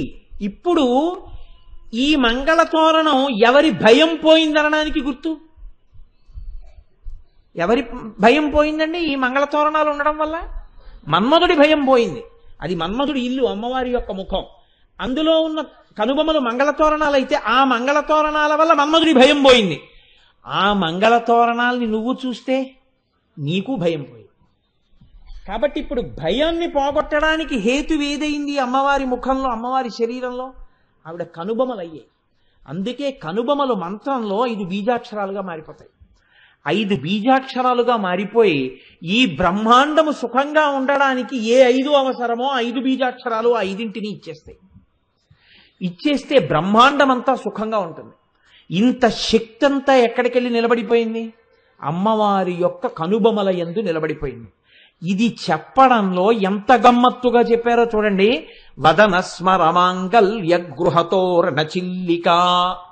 స్మరుడి పాలిట మంగళప్రదమైనటువంటి గృహముగా అమ్మవారి ముఖమై ఆమె యొక్క కనుబొమలు ఆ ఇంటి మంగళతోరణములై ఒప్పారుచున్నవి. ఇది వదన స్మరమాంగల్య గృహతోరణ చిల్లిక. ఇప్పుడు ఇందులో ప్రధానమైన లక్షణం స్మరుడి విషయంలో ఒకటి నిరూపణం కావాలి. ఏది? అమ్మవారి ముఖం చూస్తే శంకరుడు నవ్వేస్తాడు. ఇది నిరూపణం అయితే కదండి స్మరుడికి భద్రత ఆ ఇంట్లో ఉండడం. ఇది నిరూపణం కానంతసేపు ఆవిడ ముఖం చూసినా సరే శివుడికి కోపం వచ్చిందా, ఆవిడ ఎదురొచ్చినా ఆయన ఏం లెక్క పెట్టడండి అన్నారనుకోండి, అప్పుడు ఆయన ఉండి ఉపయోగం లేదు, దానికి తోరణాలు కట్టుకునే ఉపయోగం లేదు. అలా ఎక్కడైనా నిరూపించబడి ఉందా? అలా ఎవరైనా చెప్పారా? శంకర భగవత్పాదులు సౌందర్యలహరిలో దీన్ని నిరూపణం చేశారు. మళ్ళీ ఎంత గమ్మత్తుగా చేశారో చూడండి. ఆయన ఒక శ్లోకంలో అరాళైస్త్వాభావ్యాదళికలభస శ్రీభిరలకైః పరీతంతే వక్త్రం పరిహసతి పంకేరుహరుచిం దరస్మేరే యస్మిన్ దశన రుచి కింజల్కరుచిరే సుగంధౌ మాద్యంతి స్మరదహన చక్షుర్మధులిహ. ఆయన అంటున్నారు అమ్మవారి యొక్క ముఖము పద్మమును పరిహసించింది. ఎందుకు పరిహసించాలి పద్మాన్ని అంటే, పద్మానికి అమ్మవారి ముఖానికి 2 దగ్గర పోలికలు చెప్తారు. అందుకని పద్మముఖి అని పేరు అమ్మవారికి. పద్మము ఒక్కొక్క రేకు రేకుగా విచ్చుకుంటుంది. ఒక పువ్వు ఉందనుకోండి, మొగ్గ ఇలా విచ్చుకుంటుంది. తామర పువ్వు అలా విచ్చుకోదు. ఒక రేకు ముందు, తర్వాత ఒక రేకు, తర్వాత ఒక రేకు, తర్వాత ఒక రేకు, తర్వాత ఒక రేకు, ఇవి మెల్లమెల్లగా మెల్లమెల్లగా అలా విచ్చుకుంటూ దుద్దు కనపడుతుంది. రేకు రేకుగా విచ్చుకుంటుంది. రేకు రేకుగా విచ్చుకునేటటువంటి లక్షణం పద్మానిది. మెల్లమెల్లగా పెదవులు విడివిడేటట్టుగా నవ్వడం అమ్మవారిది. రేకులు విచ్చుకున్న తరువాత ఇలా కొద్దిగా విచ్చుకోగానే కనపడేవి పద్మములోనే ఉన్న కేసరములు. అమ్మవారి పెదవులు కొద్దిగా ఇలా విచ్చుకునేటప్పుడు కనపడేవి దంతములు, అమ్మవారి యొక్క దంతపంక్తి. పువ్వు విచ్చుకోగానే ఇలా దగ్గరికి ఎడితే ముఖానికి తగిలేది మంచి సువాసన. అమ్మవారి ముఖాన్ని దగ్గరగా చూస్తే తగిలేది సువాసన. పద్మం దగ్గరికి వెళ్ళి చూస్తే తగిలేది చల్లతనం. అమ్మవారి ముఖాన్ని దగ్గరగా చూస్తే తగిలేది చల్లతనం. ఇవన్నీ సరిపోయాయి. కానీ అరాళై స్వాభావ్యా దళికలభస శ్రీభిరలకైః. ఎప్పుడు కూడా ఈ తామర పువ్వు, ఈ పద్మం ఎక్కడుంటుందో ఈ పద్మం మీద ఎగురుతుంటాయి తుమ్మెదలు. ఇవి విచ్చుకునే వరకు అవి ఏం చేస్తాయంటే పద్మం మీదకి రావు, ఇది విచ్చుకునే వరకు దగ్గరకు వస్తాయి. ఇంకా విచ్చుకోలేదు పద్మం. పెటల్ బై పెటల్ అంటారు, అంటే రేకు తర్వాత రేకు విచ్చుకోవాలి. ఈలోగా అవి ఏం చేస్తాయంటే అలా ఎగురుతాయి, ఎగురుతూ తిరుగుతుంటాయి. ఈ పద్మం విచ్చుకోవడం కోసం కిందకి చూస్తూ ఎగురుతాయి. పద్మం విచ్చుకునే వరకు చూస్తూ ఎగిరేటటువంటి నల్ల తుమ్మెదల యొక్క కాంతి ఎలా ఉంటుందో అలా నల్ల తుమ్మెదల కాంతితో ఉన్నటువంటి కాంతిని పరిహసించినట్టుగా ఉండేటటువంటి తుమ్మెదలు అమ్మవారి ముఖం మీద పడినటువంటి అలకలు, అంటే అమ్మవారి యొక్క ముంగురులుట. నల్లని ముంగురులు ఎగురుతున్న గండు తుమ్మెదల్లా ఉంటాయిట. మిగిలినవి సరిపోయాయి. ఏది సరిపోదు? పద్మములను ఆవిడ ఎందుకు పరిహసించాలి అంటే, పద్మం సాయంకాలానికి వాడిపోతుంది, కానీ అమ్మవారి ముఖము ఎన్నడూ వాడదు. సరికదా? అన్నిటికన్నా గొప్ప లక్షణం ఏమిటి? స్మరదహన చక్షుర్మధులిహ. ఇది స్మరుడికి భద్రం చేసింది. అందుకే శంకరాచార్యులు వారు లలితా సహస్రంలో ఉన్న నామంలో ఉన్న నామాన్ని ఇక్కడికి తెచ్చారు. స్మరదహన. మన్మధుణ్ణి కాల్చేసిన వాడు ఈయన పరమశివుడు. ఇప్పుడు మన్మధుణ్ణి కాల్చేసిన వాడికి ఆడదాని ముఖంతో పని ఏమిటండి? మన్మధుణ్ణి కాల్చిన వాడు ఆడదాని ముఖం చూడవలసిన అవసరం ఏమిటి? కానీట ఎలా చూస్తాడోట తెలుసా? ఇక నల్ల తుమ్మెదల యొక్క బారులు, ఒక తుమ్మెద లోపల పడుకుని తేనె తాగుతుంటే మిగిలిన తుమ్మెదలు ఝంకారం చేస్తూ ఎగురుతే ఎలా ఉంటాయో అలా తన మనస్సు ఆమె ముఖమునందు లగ్నమైపోతే ఆ కంటి నుండి విడుతున్నటువంటి చూపులన్నీ అమ్మవారి ముఖమండలం మీదే తిరుగుతూ ప్రసన్నమూర్తి అయి సంతోషంగా నిలబడతాట. ఇది శివకామ సుందరి అయి ఆవిడ భర్తని పక్కన కూర్చోబెట్టి మనకు అందిస్తుంది పరమశివుణ్ణి దక్షిణామూర్తిగా వెళ్ళిపోకుండా, జ్ఞానంలోకి వెళ్ళిపోకుండా. ఇది అమ్మవారి విజయం. కాబట్టి ఇప్పుడు శంకరుడి యొక్క అనురాగప్రదమైన చూపులనేటటువంటి నల్లగండు తుమ్మెదలు ఎప్పుడూ అమ్మవారి ముఖం చుట్టూ తిరుగుతూనే ఉన్నాయి. ఇలా తిరుగుతూనే ఉన్నాయి కనుక ఆ పద్మము, అమ్మవారి ముఖము, మన్మధుడు వెళ్ళి కూర్చోడానికి, అక్కడ నిలబడ్డానికి యోగ్యమైంది. మళ్ళీ శివుడు కాల్చేస్తాడన్న బెంగలేదు. ఆవిడ ముఖం వంక చూస్తే చాలు ప్రీతి పొందేస్తాడు. ఆ నిగూఢమైనటువంటి రహస్యం తెలిసిందనుకోండి, ఉత్తర క్షణంలో మీకు దాని ప్రయోజనం అందేస్తుందంతే. ఇది ఇలా ఎందుకు జరుగుతుంది? మరి మన్మధుడు ఆమె ముఖంలో అంత సంతోషంగా కూర్చుంటే మీ శత్రువుకు ఆవిడ స్థానం ఇవ్వలేదా? అంటే మీ శత్రువుకి స్థానం ఇవ్వలేదు. ఎందుకు ఇవ్వలేదు? దేనివల్ల మీరు భయపడుతున్నారో ఆ భయం పోవడానికి ఆవిడ కనుబొమల వంక మీరు చూడండి. భద్రమైన స్థానంలో ఆయన ఉన్నాడు. రే వాళ్ళ జోలికి వెళ్ళకో అని మాట ఉందనుకోండి, అయిపోయిందంతే. ఇప్పుడు మన్మధుడు మీ మీద ఎందుకు బాణం వేస్తాడు? శివుడు కాల్చక్కర్లేదు, ఆవిడ నోటి మాట చాలు. ఒరే వాళ్ళ జోలికి వెళ్ళకరా అందనుకోండి, అంతే, మన్మథ బాణాలు ఆగిపోతాయి, కోరికలు తగ్గిపోతాయి. కోరికలు తగ్గిపోయాయి అనుకోండి, భయం తగ్గిపోతుంది. భయం తగ్గిపోయింది అనుకోండి, నిర్భయ స్థితి వస్తుంది. నిర్భయ స్థితి యందు ఆత్మదర్శనం. దీనికి ప్రాతిపదిక ఎక్కడి నుంచి వస్తుంది? ఆవిడ కనుబొమల దర్శనంలోంచి వస్తోంది. అయితే కనుబొమలే ఎందుకు కావాలి? ముఖం అమర్చు కదా. ముఖంలో ఎక్కడ చూసినా ఈ నిర్భయత్వం రావచ్చు కదండి, కనుబొమల్లోంచే ఎందుకు వస్తుంది అంటే దీనికి సమాధానం శంకర భగవత్పాదులే చెప్పారు. ఆయన అన్నారు, భ్రువౌ భుగ్నే కించిత్ భువన భయ భంగవ్యసనిని తదీయే నేత్రాభ్యాం మధుకర రుచిభ్యాం ధృతగుణం ధనుర్మన్యే సవ్యేతర కర గృహీతం రతిపతేః ప్రకోష్ఠే ముస్తాచస్థగయతి నిగూఢాంతరముమే అన్నారు. ఉమే అని పిలిచారు. ఉమా అన్నారు. ఉమా అంటే భయమును పోగొట్టుదానా అని అర్థం. అమ్మవారి కనుబొమలు ఎవరు చూశారో వాళ్ళకి భయం ఉండదు. భయం ఉండదు అంటే మన్మథ బాణములు అనవసరంగా మీద పడకుండా అమ్మవారి పాదములు పట్టి జీవితాన్ని చక్కగా దిద్దుకోగలిగినటువంటి శక్తి వాడి యందే ప్రచోదనమై వాడి యందు ఉంటుంది. ఇది ఎలా ఉంటుంది అంటే శంకరులు అన్నారు, అమ్మవారి కనుబొమలు ఇలా ఉండవు అన్నారు. ఎలా ఉంటాయి అంటేట కొద్దిగా అలా ఉంటాయి. అంటే ఈ కనుబొమలు రెండు ఇలా ముడిపడతాయిట. భ్రువౌ భుగ్నే కించిత్ కొద్దిగా ఇలా ముడిపడ్డాయి. ఎందుకు అలా ముడిపడాలట? భువన భయ భంగ వ్యసనిని. వ్యసనిని అంటే ఆలోచనలో ఉంది. ఏ ఆలోచనట ఆవిడికి? భువన భయ భంగ. అయ్యో, భువనములంటే లోకాలు, లోకాలంటే పిల్లలు. అయ్యో నా పిల్లలందరూ ఏదో భయం ఏదో భయం ఏదో భయం, ఎప్పుడూ భయంతో ఉంటున్నారు. నా పిల్లలకి ఈ భయం ఎలా పోతుంది అని ఆలోచిస్తోంది. ఇలాగా మీరు చూడండి, ఆలోచించేటటువంటి ముద్రలో ఉన్నవాళ్ళు ఇలా ఉంటారు. కనుబొమలు ఇలా పెట్టి ఆలోచించడం చాలా అసాధారణమైన విషయం. ఆలోచనలోకి వెళ్ళిపోయాడు అంటే మీకు తెలియకుండానే ఇలా అంటారు. కొద్దిగా కనుబొమలు ముడివేస్తారు. ఇప్పుడు అమ్మవారు కూడా ఇలా ముడి వేసింది, చిన్న ముడి. ఇలా ముడి వేసింది అంటే ఆలోచిస్తోంది. ఏం ఆలోచిస్తోంది? భువన భయభంగ వ్యసనిని, మన భయాల్ని పోగొట్టడం ఎలా అని ఆలోచిస్తోంది. ఇప్పుడు మీరు ఒకటి ఆలోచించండి, అలా ఉంటే అందం అవుతుందా? అదండి ఆ శ్లోకంలో రహస్యం. మిమ్మల్ని ఆలోచించేటట్టు చేస్తారు శంకరాచార్యుల వారు. ఆలోచించేటట్టు చెయ్యడంలో మీరు ఆ కనుబొమల వంక చూస్తారు.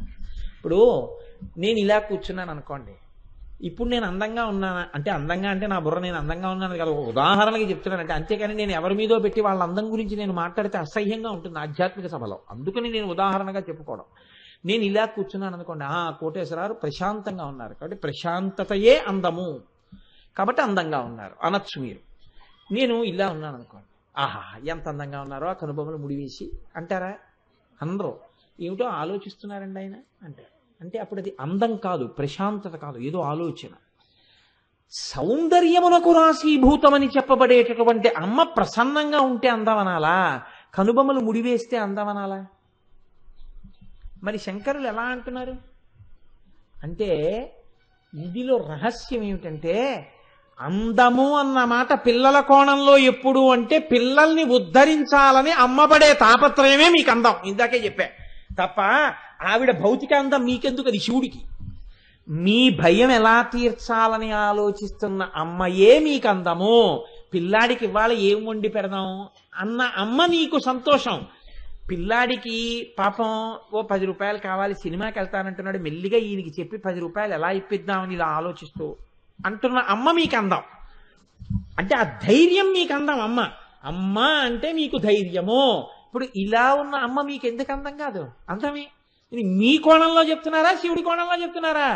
మీ కోణంలో చెప్తున్నారు. మీ కోణంలో చెప్తున్నప్పుడు కనుబొమ్మ ముడిబడిన అమ్మే అందం. ఇప్పుడు ఆ కనుబొమ్మ ముడి ఎవరి కోసం? తన కోసం కాదు, మన కోసం. మన కోసం ముడిపడిన కనుబొమ్మలు కలిగిన అమ్మ ఖచ్చితంగా అందగత్తే. కాబట్టి ఇప్పుడు భ్రువౌ భుగ్నే కించిత్ భువన భయ భంగవ్యసిని. ఇప్పుడు ఈ కనుబొమ్మలు ఇలా కొద్దిగా ముడిపడ్డాయి. ఈ కనుబొమ్మలు ఎలా చూడడం? అమ్మవారి ముడిపడినటువంటి కనుబొమ్మలు మనం బాగా దర్శనం చెయ్యాలి. చెయ్యండి చెయ్యండి చెయ్యండి చెయ్యండి అన్నాం అనుకోండి, సాధారణంగా మీకు లోకంలో ఉండేటటువంటి గమ్మత్తు ఎలా ఉంటుందంటే, మీరు ఎప్పుడైనా అమ్మవారి మూర్తి దర్శనం చేద్దామని వెడితే ఈ కనుబొమ్మల మీద వెండిది ఏదైనా ఇలా పెట్టేస్తుంటారు, లేకపోతే బంగారపుది ఏదైనా ఇలా పెట్టేస్తారు. కనుబొమ్మ అంటే దేంతో తయారు చేయబడుతుందండి? వెంట్రుకతో చేయబడుతుంది కదా. వెంట్రుకల యొక్క సమూహమే కనుబొమ్మలు. ఇది మీరు ఒడిసి పట్టుకోవలసిన రహస్యం అండి. అమ్మవారి కనుబొమ్మగా మీకు ఎలా కనపడుతుంది అంటే, వెంట్రుకలతో ఉంటేనే నిజమైన కనుబొమ్మ కదండి. చెయ్యిలా ఉంటే చెయ్యి అనొచ్చు, కనుబొమ్మ అనాలంటే వెంట్రుకలతో ఉంటేనే కనుబొమ్మ. ఏ విగ్రహానికి అలా ఉంటుంది నాకు చెప్పండి? ఉంటుందా ఎక్కడైనా? ఉండదు. మరి ఎక్కడ దర్శనం చేస్తారు మీరు?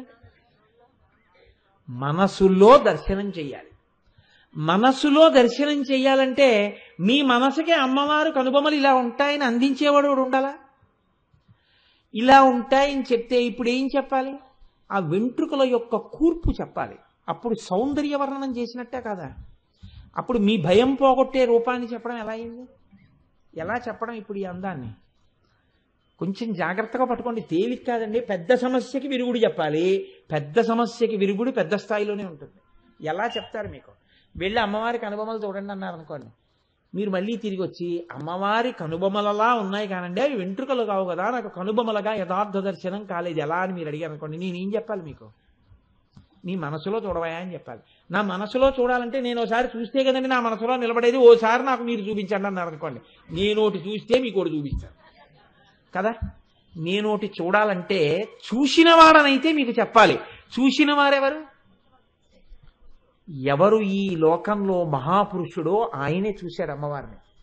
ఆ చూసిన వాళ్లే చెప్పాలి అమ్మవారి గురించి. దుర్వాసో మహర్షి చెప్పాలి, మూకశంకరులు చెప్పాలి, శంకర భగవత్పాదులు చెప్పాలి, అలాంటి వాళ్ళు చెప్పాలి. చెప్తే అమ్మవారి యొక్క కనుబొమ్మ నల్లటి వెంట్రుకలతో, ఆ వెంట్రుకలు ఇంతంత ఉంటాయి, ఇలా కొనదేరి ఉంటుందని చెప్తే ఇప్పుడు అందం చెప్పినట్ట, మీ భయం తీర్చే అమ్మ అందం చెప్పినట్ట, బాహ్య అందం చెప్పినట్టు. బాహ్య అందం శంకరాచార్యులు వారైనా పెట్టడే, అలా ఎలా చెప్పచ్చు?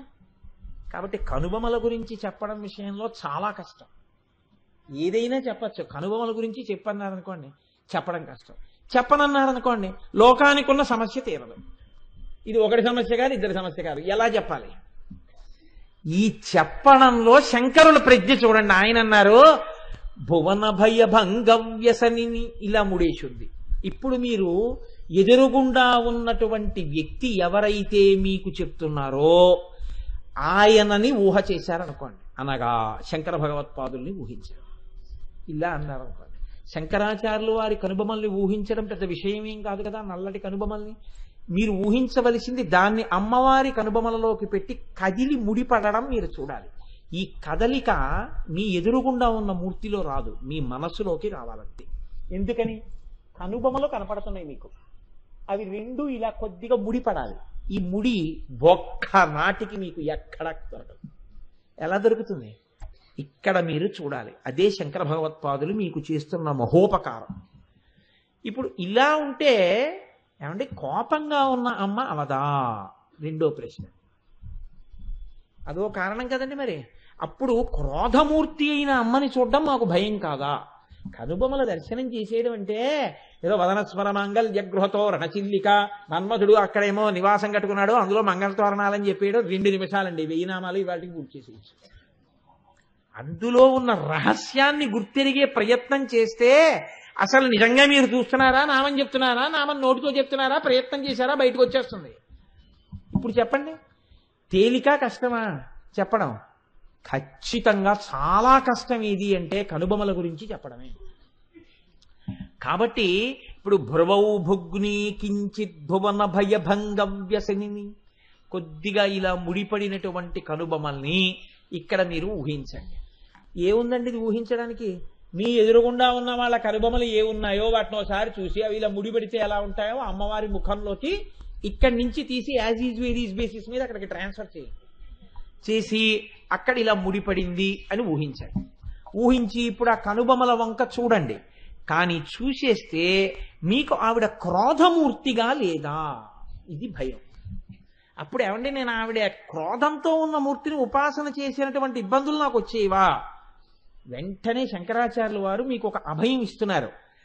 ఆవిడ ఇలా ఆలోచిస్తున్నది మీ భయాలు ఎలా తీయాలని కానీ మీకు కొత్తగా భయాలు ఎలా పెట్టాలని కాదు. కాబట్టి నీకెందుకు భయం ఇలా ముడిపడిన మూర్తిని దర్శనం చేయడానికి? దర్జాగా చెయ్యి. కాబట్టి భ్రువౌ భుగ్ని కించిత్ భువన భయభంగ వ్యసనిని. ఎంత గొప్ప మాటలు వేస్తారండి శంకరాచార్యుల వారు. ఎంత ఆలోచిస్తే ఆ శ్లోకం వస్తోందో చూడండి ఆయన హృదయంలోంచి. తదీయే నేత్రాభ్యాం మధుకర రుచిభ్యాం ధృతగుణం. ఇప్పుడు శంకర భగవత్పాదులు సృష్టిలో ఎవ్వరూ చెయ్యనటువంటి ఊహ ఒకటి చేసి ఆయన చాలా ఇబ్బందిలోకి ఎడుతున్నారు. శ్లోకంలో మన్ని చాలా ఇబ్బందిలోకి నెట్టేస్తున్నారు. నేను ఈ మాట ఎందుకంటున్నానో తెలుసా అండి? మనం బాగా పట్టుకోవాలని ఆయన ప్రయత్నం, మనం బాగా పట్టుకోవాలని చేసే ప్రయత్నంలో ఆయన కూడా అసాధారణమైన రీతిలో ఈ శ్లోకాన్ని ఇస్తున్నారు. మనకి కూడా అసాధారణ రీతిలో అమ్మవారి కనుబొమల మీద నిలబడగలిగితేనే మీకు ఈ శ్లోకం అందుతుంది. ఈ శ్లోకం అందుకోవడానికి మీరు చేసే సమస్త ప్రయత్నము ధ్యానమే. ఉత్తర క్షణం ఏమైపోతుందో తెలుసా అండి? మీరు ఈ శ్లోకాన్ని అందుకుందాం బాగా తెలుసుకుందాం పట్టుకుందామని మీరు ప్రయత్నం చేశారనుకోండి, ఇది మీరు పట్టుకోగలిగితే ఉత్తర క్షణంలో మీకు లోపల కనుబొమలు కనిపించినటువంటి మరుక్షణంలో ఇక్కడే మీరు జీవితంలో పెద్ద గట్టి ఎక్కేశారు. ఎలా అంటే లోకంలో కవులందరూ అన్నారు ఏ కనుబొమకి ఆ కనుబొమని ధనస్సుతో పోల్చారు. కాబట్టి గొడవ లేదు వాళ్ళకి. అంటే చాపము అంటారు. ఉదాహరణకి ఈ కనుబొమ ఉందనుకోండి, అదొక విల్లు, అది ఒక ధనస్సు, ఇప్పుడు ఇబ్బంది లేదు. ఇది ఒక విల్లు, ఇబ్బంది లేదు. రెండు విల్లులు అన్నారు. 2 ధనస్సుల్లా ఉంటాయి అని పోల్చారు, 2 తీగలలా ఉంటాయి అని పోల్చారు. కాబట్టి మిగిలిన కవులకు ఇబ్బంది లేదు. శంకరాచార్యులు వారు ఏమన్నారంటే ధనుర్మన్యే అన్నారు. నేను ఒక్క ధనస్సులా భావిస్తున్నాను, మన్యే అంటే ఊహించుచున్నాను. ఇప్పుడు మీరు కూడా ఊహించండి ఎక్కడొస్తోంది సమస్య. ఇప్పుడు 2 కనుబొమలు కలిపి ఒక్క ధనస్సుగా మీరు ఊహ చెయ్యాలి. 2 కనుబొమలు కలిపి ఒక్క ధనస్సుగా ఊహించడానికి మీకేమిటి బెంగ? ఇప్పుడు ఇలా అలాగే కదండి ఉంటుంది ధనస్సు. ఇలా ఉండి మధ్యలో ఇలా ఉండి ఇలా ఉంటుంది, అలా సరిపోయింది కదా. ఇలా ఉండి మధ్యలో ఇలా ఉండి ఇలా ఉంది. ఏమిటి భయం మీకు? 2 కనుబొమలు కలిపి ఒక ధనస్సు అయింది కదా. మరి అలా ఊహించడానికి ఏమైనా ఇబ్బందా? ఊహించగలరా? ఏమైనా ఇబ్బంది ఉందా? ఏమైనా ఉందా అమ్మా? గోపి గారు ఎక్కడున్నారు సభలో? ఇలా రండి గోపి గారు, లేచి రండి ఇలా ఒకసారి. ఎవడు వద్దంటాడో వాడే దొరుకుతాడు నాకు. ఇలా రండి, ఇలా రండి, ఎదురికి రండి. ఇప్పుడు ఇది ధనస్సు అనుకోండి, చెప్తున్నాను, ఇది ధనస్సు అనుకోండి స్వామి. ఇది ధనస్సు అయితే ధనస్సు పూర్తిగా ఉంటుంది కదా, మధ్యలో ఎక్కడ ధనస్సు లేకుండా ఉండడం అన్నది ఉండదు కదా, ఓ ముక్క లేకుండా ఉంటుందా? ఉండదు కదా. ఇప్పుడు అమ్మవారి యొక్క కనుబొమలు రెండూ కలిపి ధనస్సుగా చూడడంలో ఇబ్బంది ఎక్కడుంది? చూసారా, నేనేం సామాన్యుణ్ణి పిలవను, మహామేధావిని పిలిచాను. ఇప్పుడు ఈ రెండు కనుబొమలను ధనస్సుగా ఊహించడంలో వెళ్ళిపోతున్నారే. సరే, ఇప్పుడు ఈ రెండు కనుబొమలను కలిపి ధనస్సుగా ఊహించడంలో ఇబ్బంది ఎక్కడుంది అంటే, ఈ రెండు కనుబొమలు కలిసి లేవు, మధ్యలో విడిపోయింది, బొట్టు పెట్టుకునే స్థానం ఉంది కదండి. కాబట్టి అది ఒక ధనస్సు ఎలా అవుతుంది? అవదు. ఒక ధనస్సు కానప్పుడు అది మధ్యలో కానీ ఎడు ఉండిపోయింది అనుకోండి, ధనస్సు ముక్క లేదు మధ్యలో, అప్పుడు ఆ ధనస్సు ఎందుకైనా పనికొస్తుందా? అది భంగమైపోయిన ధనస్సు, శివధనుర్భంగంలాగా. అలా పోల్చచ్చా? విరిగిపోయిన ధనస్సుతో, మధ్యలో ఊడిపోయిన ధనస్సుతో అమ్మవారి కనుబొమల్ని పోల్చచ్చా?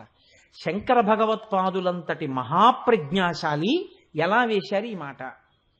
అమ్మా, ధనుర్మన్యే రెండు కలిపి ఒక ధనస్సు అని ఎలా అన్నారు శంకరాచార్యులు వారు? అంటే శంకరాచార్యులు వారు తప్పు చేశారని నేను అంటున్నాను అనుకోకండి, నేను అంతటి పాపిష్టివాణ్ణి కాను. ఆ కోణంలో మిమ్మల్ని తీసుకెళ్లే ప్రయత్నం చేస్తున్నాను నేను. ఇప్పుడు ధనుర్మన్యే అయితే సాధారణంగా ఏమంటామంటే, అంత అల్లరి ఎందుకంటే దానికి రెండు కనుబొమలు కలిసిపోయి ఉన్నాయి, వెంట్రుకలు ఇక్కడ కూడా పెరిగాయి, ఒక ధనస్సు అయిపోయిందిగా. కానీ సాముద్రిక శాస్త్రంలో ఆడదానికి రెండు కనుబొమల మధ్యలో వెంట్రుకలు పెరిగిపోయి ఉంటే ఆమెను ఉత్తమ జాతి స్త్రీగా పరిగణింపరు సాముద్రికంలో. అంతవరకే, నేను నడువుడి గురించి మాట్లాడటం లేదు, సాముద్రిక లక్షణంలో చెప్తున్నాను. అప్పుడు అమ్మవారు మహాపతివ్రత, గొప్ప సాముద్రిక లక్షణములు కలిగినటువంటి తల్లి. ఇప్పుడు అక్కడ వెంట్రుకలు పెరిగి ఉన్నాయి అన్నారనుకోండి, అప్పుడు మీరు ఆవిడ్ని అపచారం చేసినట్టు అవుతుంది. కాబట్టి కలిసి ఉంది, రెండు కనుబొమలు కలిసి ఉన్నాయి అని మీరు చెప్పకూడదు. చెప్పకపోతే రెండు కనుబొమలు విడివడే ఉన్నాయి అని మీరు చెప్పాలి. రెండు కనుబొమలు విడివడే ఉన్నాయి అని మీరంటే ఎలా రెండు కనుబొమలు కలిసి ఒక ధనస్సు అవుతాయి? ఒక సమస్య అండి, అలా పక్కన పెట్టి ఉంచండి, ఒక సమస్య. ఇప్పుడు సమస్య ఎక్కడుందో భయం అక్కడుంది. ఎలా ఇది పూర్తవుతుంది అని భయం పోగొట్టడానికి కొత్త భయాన్ని సృష్టించారు శంకరాచార్యులు వారు. రెండు, ధనస్సుకి పూర్తి ఎప్పుడవుతుంది? వింటినారి కూడా ఉంటేనే. వింటినారి లేని ధనస్సు అండి, అప్పుడు అది ఎందుకు పనికొస్తుంది? దూడల్ని గాయడానికి కర్రగా పనికొస్తుంది, బాణం వేయడానికి ధనస్సు అవదు. ధనుర్మన్యే అది ధనస్సు అంటే దానికి వింటినారి ఉండాలి. వింటినారేమిటి శంకరాచార్య స్వామి గారు మరి అంటే, శంకరులు అంటున్నారు, తదీయే నేత్రాభ్యాం మధుకర రుచిభ్యాం ధృతగుణం. అమ్మవారి యొక్క కంటి చూపులున్నాయే, ఈ కంటి చూపు ఇలా నిలబడి ఉండదు అని ఇలా ఇలా దృశాద్రాఘీయస్యాదరదలిత నీలోత్పల రుచ ఇలా ఇలా తిరుగుతుంటాయి కళ్ళు ఇక్కడి నుంచి ఇక్కడికి. ఎందుకని? పిల్లల్ని అలా చూసుకుంటూ ఉంటుంది ఆవిడ ఎప్పుడు, ఇలా చూసుకుంటూ ఉంటుంది. కాబట్టి ఈ నల్లగుడ్లు ఇలా ఇలా తిరుగుతున్నప్పుడు వచ్చిన ఈ చూపులే వింటినారి. ఇప్పుడు ఈ రెండు కనుగుడ్లు ఈ ముక్కు మీదకి వచ్చేసాయనుకోండి, చూపులు అసహ్యకరమైన చూపు. కాబట్టి ఎక్కడి వరకు తిరుగుతాయి? ముక్కు వరకే తిరుగుతాయి. ఇలాగా ఇటు తిప్పినా ఈ కన్ను ఇక్కడ వరకే, ఇటు తిప్పినా ఇక్కడ వరకే. అప్పుడు వింటినారికి కూడా మధ్యలో ముక్కడ్డు. వింటినారి పూర్తిగా ఉందా? లేదు. ధనస్సు పూర్తిగా ఉందా? లేదు. ఇప్పుడు ఎలా ధనస్సు అయింది? ధనస్సు కాని దాన్ని రెండు కనుబొమలు కలిపి ఒక ధనస్సుగా ఊహించు అని శంకరాచార్యుల వారు ఎలా చెప్పారు? ఇది ఎలా కుదురుతుంది అంటే, ఇప్పుడు మీరేం చెయ్యాలి? ఓ పుస్తకం, ఆ సౌందర్యలహరి పుస్తకాన్ని పక్కన పెట్టి అమ్మవారి మూర్తి ఒకటి ఇక్కడ పెట్టుకుని ఈ కనుబొమల వంక బాగా చూసి, ఈ శ్లోకం వంక బాగా చూసి, ఇక్కడ చెయ్యెట్టి అక్కడ ఇలా బొట్టు మీద చెయ్యి పెట్టి ఇలా ఎలా ఉంటుంది? ఇక్కడ మధ్యలో ఖాళీ, చూపులకి గుడ్డి ఇక్కడ వరకే తిరుగుతుంది. కాబట్టి ఆ శ్లోకాన్ని మీరు లోపల అన్వయం చెయ్యాలంటే, నేను మీకు నిజం చెప్తున్నానంటే, మీరు బాగా అనుభవించాలంటే అద్దం ఒకటి పెట్టుకుని మీ కళ్ళు కూడా మీరు తిప్పుకోవాలి. ఎందుకని? తదీయే నేత్రాభ్యాం మధుకర రుచిభ్యాం ధృతగుణం. ఇక్కడి వరకు వెడితే ఈ కన్ను ఇక్కడి వరకే వస్తుంది, దాటి చూపు వెళ్ళదు. ఇటు తిరిగితే ఈ కన్ను ఇక్కడ వరకే వస్తుంది. పోనీ దృశాద్రాఘీయస్య అన్న ఇలా వస్తున్నప్పుడు రెండు కళ్ళు కలిపి మధ్యలోకి చూడాలి తప్ప ఈ చూపు ఇక్కడ దాటదు, ఈ చూపు ఇక్కడ దాటదు, మధ్యలో ముక్కడ్డుంది. వింటినారి ఎలా ఉంటుంది? వింటినారి లేదు. మరి ఇది ధనస్సుగా చూద్దామంటే మధ్యలో ఖాళీ, వింటినారి చూద్దామంటే మధ్యలో ఖాళీ. ఇప్పుడు తెగిపోయిన వింటినారి, పూర్తిగా లేని ధనస్సు కదండి అది, రెండు కనుబొమ్మలు కలిపితే. అప్పుడు ధనుర్మన్యే అని మీరు ఎలా అంటారు? అపచారమా కాదా అమ్మవారి పట్ల? రెండు ధనస్సులు అన్నారనుకోండి, గొడవ ఉంటుందా? లేదు. ఎందుకని? ఈ కన్ను ఇక్కడ వరకు ఉంటుంది, ఈ కన్ను ఇక్కడ వరకు ఉంటుంది. పై కనుబొమ్మకి ధనస్సు, ఇక్కడ వరకు వింటినారి. ఇదొక ధనస్సు, ఇదొక వింటినారి. రెండు ధనస్సులు అంటే ఇబ్బంది లేదు. రెండు ధనస్సులు కాదు, ఒక్క ధనస్సు అనడం వల్ల వచ్చింది ఇబ్బంది అంతా. మరి ఎలా దీనికి పరిష్కారం అంటే శంకరాచార్యులు వారు అన్నారు, నీ చెప్తాను, నీకెంతకంత కంగారు అన్నారు. చూడు నేను చెప్తాను, మూడో పాదంలోకి వెళ్ళావు, అక్కడ కదా నేను ధనస్సు అన్నాను, ధనుర్మన్యే. ఇప్పుడు సవ్యేతరకర గృహీతం రతిపతే, అక్కడ మన్మధుడు పట్టుకున్నాడయా అన్నారు. ప్రకోష్టే ముస్తాచగయతి నిగూఢంతరముమే. మన్మధుడు పట్టుకుంటే ఏ చేత్తో పట్టుకున్నాడు? ఏ చేత్తో పట్టుకుంటే మీకేమిటండి సమస్య అని అడగచ్చు. ఇక్కడ మళ్ళీ ఇంకో ఇబ్బంది. సవ్యేతరకరం, సవ్యము కాని చేత్తో పట్టుకున్నాడు. అంటే సవ్యం అంటే కుడా ఎడమా? ఏమ్మా?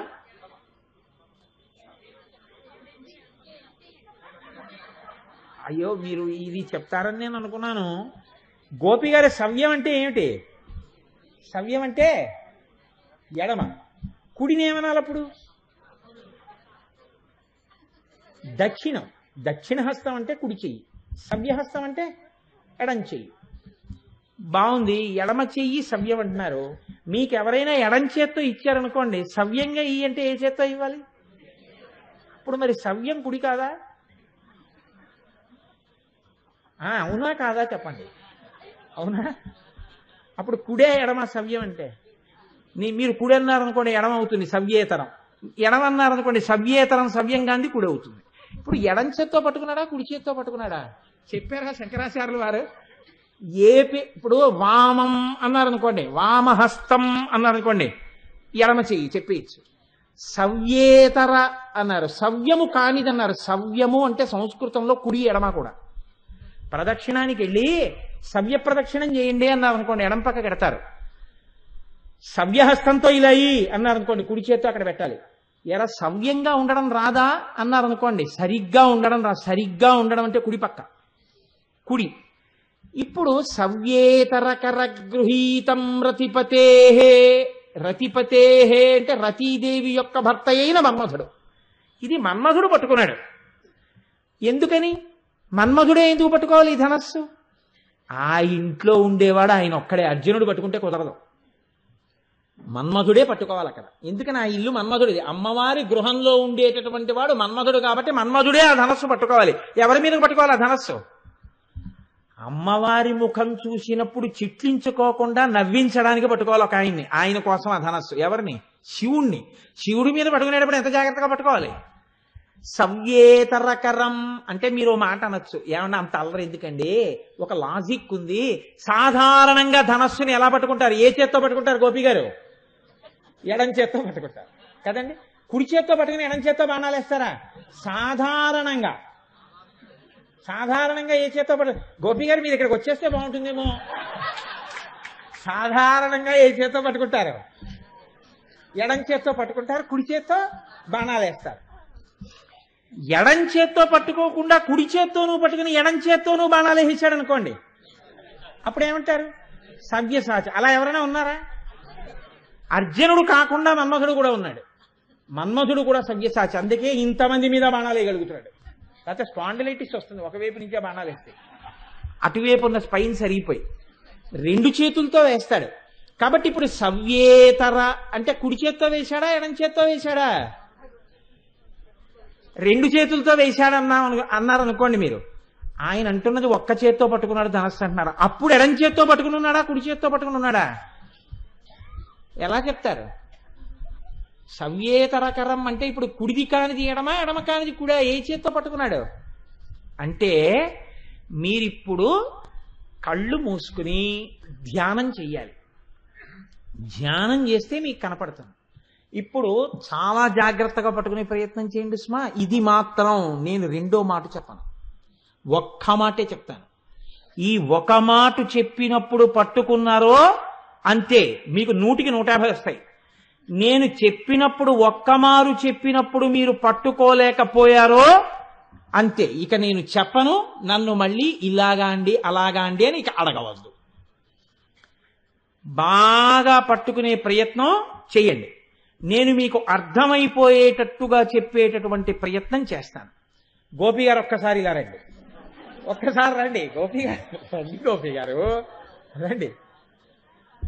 నాకు గోపి గారు అంటే పరమ సంతోషం. ఇలా రండి, ఇలా రండి. చక్కగా ఇక్కడ మీరు ఈ స్టేజ్ ఎక్కండి, ఒక్కసారి రండి, పైకి ఎక్కండి. గోపి గారు ఏం పైన లేదు, ఇలా రండి. వీళ్ళందరికీ అర్థం అవడానికి ప్రయత్నం, అందుకని మీకోసం కాదు. ఇక్కడ నిలబడండి, నిలబడండి. మీరు మన్మధుడిలాగా నిలబడండి, ఒక్కసారి లేచి నిలబడండి, చెప్తాను. ఇప్పుడు మీరు జాగ్రత్తగా చూడండి. మీరు కొంచెం అర్థం చేసుకోవడానికి బాగా తెలియడం కోసం నేను చెప్తున్నాను. అమ్మవారి కనుబొమలు ఇలా ఉన్నాయి అనుకోండి, నిలువుగా. ఇప్పుడు గోపి గారికి ఎటువైపు ఉన్నాయి అవి రెండు? గోపి గారికి ఎటున్నాయి? గోపి గారికి ఎటున్నాయి? కుడివైపుకున్నాయి. మీరు ఎట్నుంచి చూస్తున్నారు? ఆయనకి ఎడం వైపు నుంచి మీరు చూస్తున్నారు. ఆయనకి కుడి చేతి వైపు అమ్మవారి ధనస్సు ఉంది. నేను ఈ మాట ఎందుకు ఇంత ఖచ్చితంగా చెప్తున్నానో తెలుసా అండి? అట్నుంచి చూసే వాళ్ళకి ఇట్నుంచి చూసేది వేరవుతుంది. అటున్న వాళ్ళందరూ ఇటున్నట్టుగా భావన చేసి చూడాలి. అందుకు చెప్తున్నాను ఈ మాట. లేకపోతే ఏమవుతుందంటే సభలో ఇది నోటితో చెప్పలేక కాదు, ఆయన ఎందుకు పిలిచానంటే, నేను నోటితో చెప్పాను అనుకోండి, అటు కూర్చున్న వాళ్ళు ఒకలా ఊహిస్తారు, ఇటు కూర్చున్న వాళ్ళు ఒకలా ఊహిస్తారు. నాకు పరిష్కారం ఏమిటంటే, ఎవరో ఒకరిని ఇక్కడ నించోబెట్టి చెప్పడం తప్ప పరిష్కారం లేదు దీనికి. లేకపోతే నేను 3 రోజులు చెప్పినా మీకు అర్థం కాదు. అందుకే ఆయన్ని పిలిచాను తప్ప ఆయన్ని ఇబ్బంది పెట్టడం నా లక్షణం కాదు. మీరు నవ్వకుండా పరమ జాగ్రత్తగా వినండి. ఇప్పుడు సభలో ఉన్న వాళ్ళందరం ఎడం పక్కకే ఉన్నాం.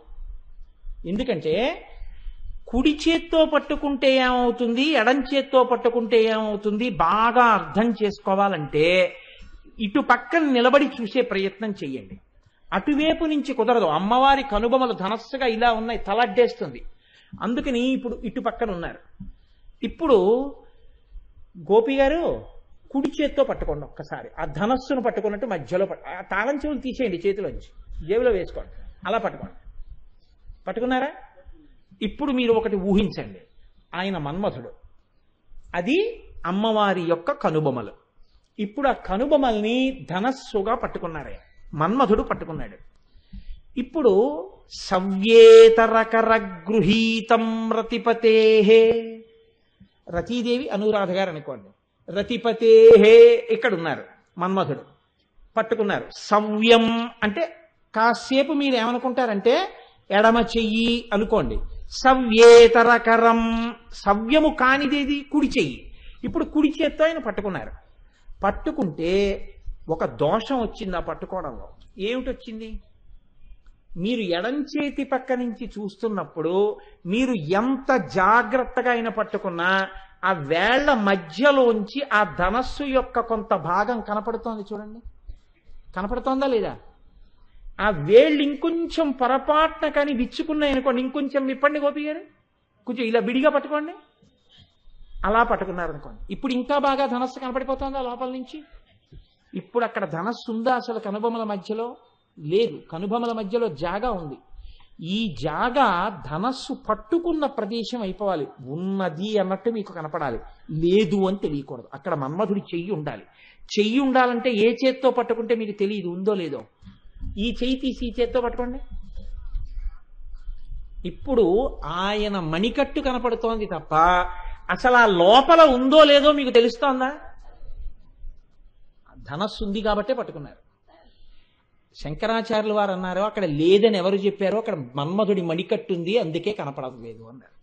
అలా అయితే మన్మధుడి మణికట్టు మాకెందుకు కనపడదంటారేమో. మన్మధుడికి శరీరం లేదు కాబట్టి ఆ మణికట్టు నీకు కనపడక 2 కనుబల మధ్య ఖాళీలా కనపడింది. అప్పుడు ఆగండి ఆగండి ఆగండి, ఇంకా ఉంది, ఆగండి. అమ్మ అంత తొందరగా వెళ్ళిపోతే ఎలా? మీరు ఒక్క పావు గంటకి గోపి గారు మీరు అలా అంటే నెత్తికెత్తుకుని ఇన్నేసి రోజులు కూర్చుంటున్నానే, ఎంత కష్టం చూడండి. వెరీ గుడ్ వెరీ గుడ్, అలా ఉండండి. సవ్యేతరకర గృహీతం రతిపతే. ఇప్పుడు ఎడం చేత్తో పట్టుకున్నాడా మన్మధుడు కుడి చేత్తో పట్టుకున్నాడా? ఎడం చేత్తో. ఎందుకని? ఎడం చేత్తో పట్టుకుంటేనే ధనస్సు యొక్క మధ్యలో ఉన్న ఖాళీ కనపడదు, ఇది కప్పేస్తుంది. అప్పుడు లోపల ఉండిపోయింది ధనస్సు, అంతే. ఖాళీగా ఉందని మీకు తెలియదు, ఖాళీగా ఉందనరు, అందులో ఉండిపోయింది అంటారంతే. అది తప్ప ఖాళీగా ఉందన్న మాట మీ నోటి వెంట రావడానికి అవకాశం లేదు. ఇప్పుడు అందులో ఉండిపోయింది. ఇప్పుడు మళ్ళీ పట్టుకోండి ఎడం చేత్తో.